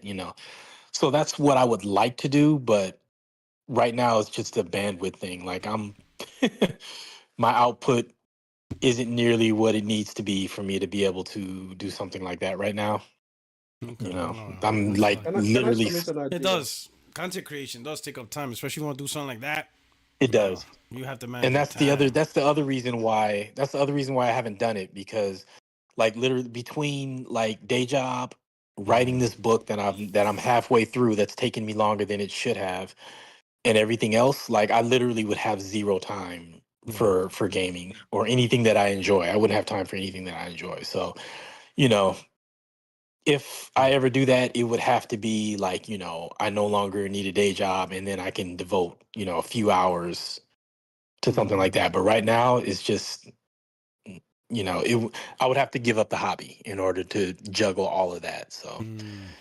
you know, but yeah, you What I can was find going to me. say is that we could use your expertise as an author on like game stories, because I feel like the gaming population, they still don't understand storytelling in games, and I would Yeah. listen to you talk about, from an author's perspective, That could be a some of the greatest good stories hook. that That could be a yeah, good I hook. would do that.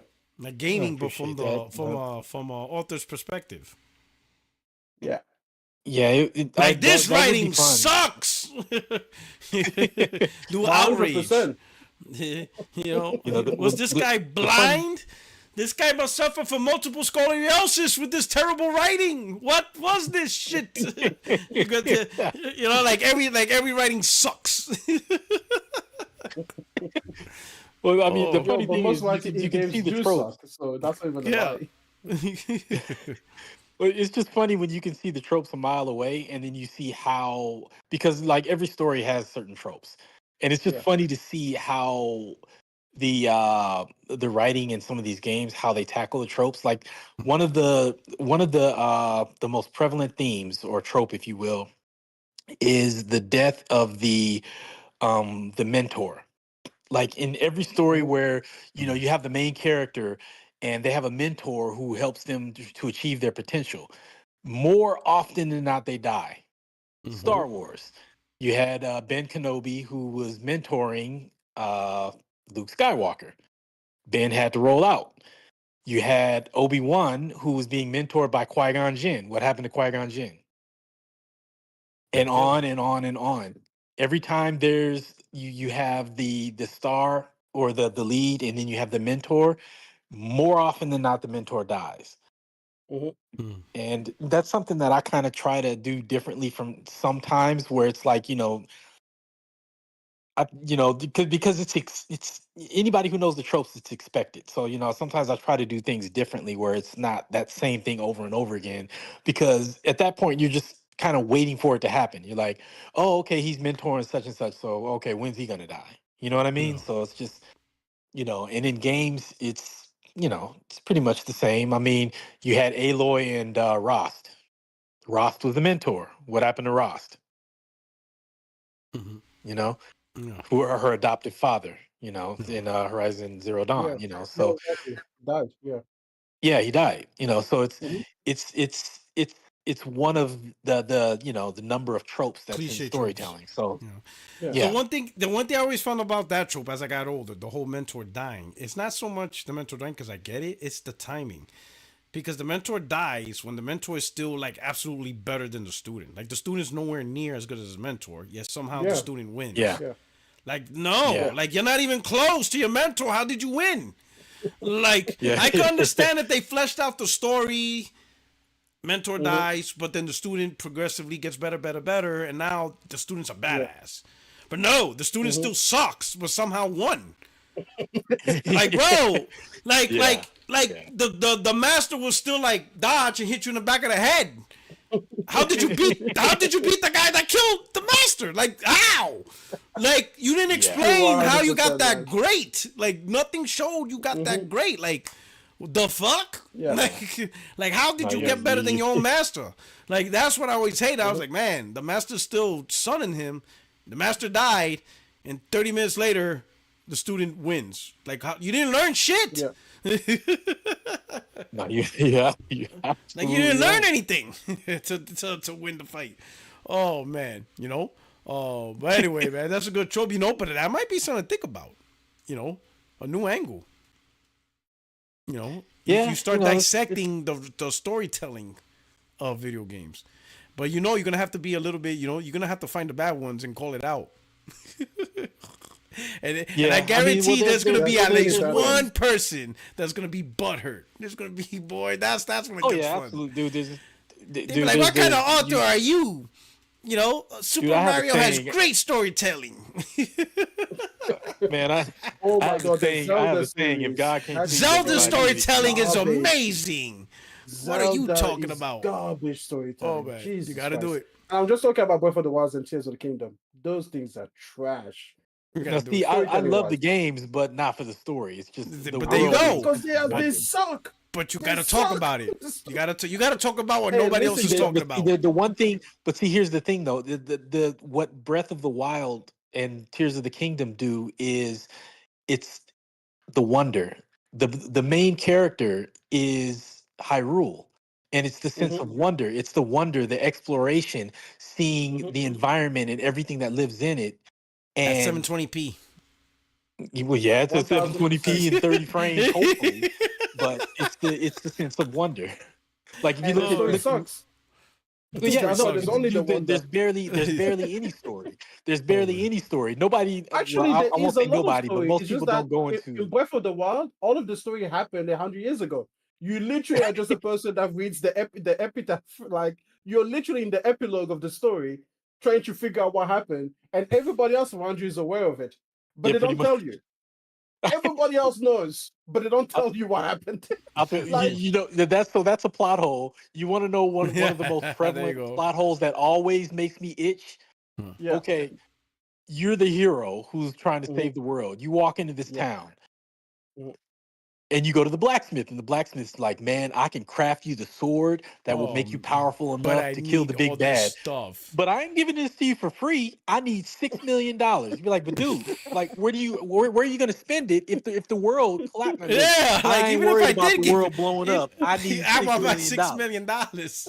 Exactly. So it's Even if like, I give, so even if I give it to you, if I don't yeah, win, the $6 million is useless. exactly. Yeah, I don't.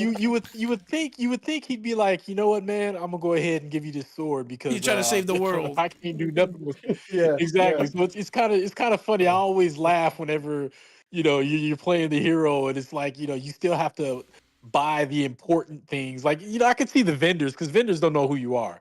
You're buying a sandwich from a vendor; they don't know you're the big hero. But No. like when you're saving the town and the town's about to like be overrun, and you go to the blacksmith, and they're like, "Man, I hope you can help us." And then the menu comes up, and you got to buy all this expensive stuff. You know the part that Oh. always makes me laugh? When they know you're the hero and you go to the leader of the town and they're like, yeah, so there's a big calamity catastrophe about to happen tomorrow. But first, I need you to go help my daughter Yeah. with this one particular small thing. And it's like, wait, can your daughter wait until I take out the big calamity? After the and then calamity, I'll is just this give a you an rush? IOU and I'll come back and help her?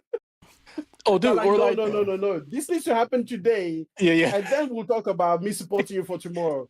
It's like, Oh, wait, why man. don't I just do the thing tomorrow and I'll come back next week and I'll solve the other thing? Oh, Wouldn't I? man. Or like when let's you're trying to let's save the world, but then prioritize. you got to sit down at a table and play Gwent cards for a Oh while. my God. Hey, let's play some Gwent real We quick. got time. We got time for Gwent. Oh man. Oh man.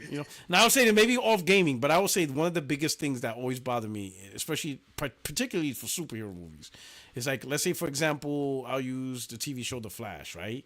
He's at the point where he can like literally freeze time. But for whatever reason, whenever they break into his headquarters and they throw like a flash grenade and he's temporarily blinded for 5 seconds, he can never run outside the building and catch up to them. They're like completely gone from the city. He's like, man, they escaped. How? It's only been 5 seconds. One, the elevator doesn't even move that fast. You probably could catch him in the lobby. No. Oh, I don't see him. Go up and down the streets. They're not that far. They only drove 2 minutes. You freeze time. Like they went in a minivan and they escaped you. I don't get that every time. Like, oh, they broke in. They throw a little flash thing. He's like, oh, I can't find them. They disappeared. That's what happens. How? That's what happens when you make a character that's too powerful for their How? circumstance. That's what I'm saying. You can freeze time. They didn't go that far. They're like, at best, they're warming up the car. You can hear the engine rev. They're still there. I was like, yo, this dude freezes time, and they escaped, and they're like on the 90th floor. The elevator doesn't move that fast. They're probably still there in the elevator. Just meet them in the lobby when they open the door. I promise you, they're still there. Oh my God, I looked around the block. They're gone. How? They drove in the Winnebago. This shit is 50 miles an hour max. They didn't go nowhere. They got no superpowers. It wasn't the reverse Flash that Flash banged you. It was a normal dude with a gun. He just threw a grenade. And here's another thing. You didn't see his hand throwing the grenade? Like, Yeah, you know? that's the part for me. I'm like, how did that grenade get you in the first place? how do you even do that? You should Exactly. have saw that a mile away. It's like the movie that the one thing I give them, they did that right. What's the Justice League or Batman versus Justice League? When Bruce Wayne was in the cave and he's like, the guy's like, Flash is all confused, like, this doesn't explain why you're in my room, whatever. And Bruce Wayne just turns around, but as soon as he turn around, Flash just slow down time. Like instantly. Like, Bruce, you see Batman like this. And then you see the little bat thing close and he's like, oh shit, this dude is Batman. And he just grabs it. Yeah. That's what I expect. Even Superman couldn't punch the Flash. Now, granted, he was clumsy as fuck, but I was like, look, that's the Flash. You can't touch him. Superman swinging, he's like, oh shit, oh fuck. Superman's like, let me bump into him, and but that made sense. But the TV show always frustrated me. I'm like, yo, this guy always, the fastest dude always gets suckered. Like, how? But then another episode, he freezes time. Like, nobody's moving. Like, nobody. Make up your mind. But it's true. Like you said, that's what happens when you have an overpowered character.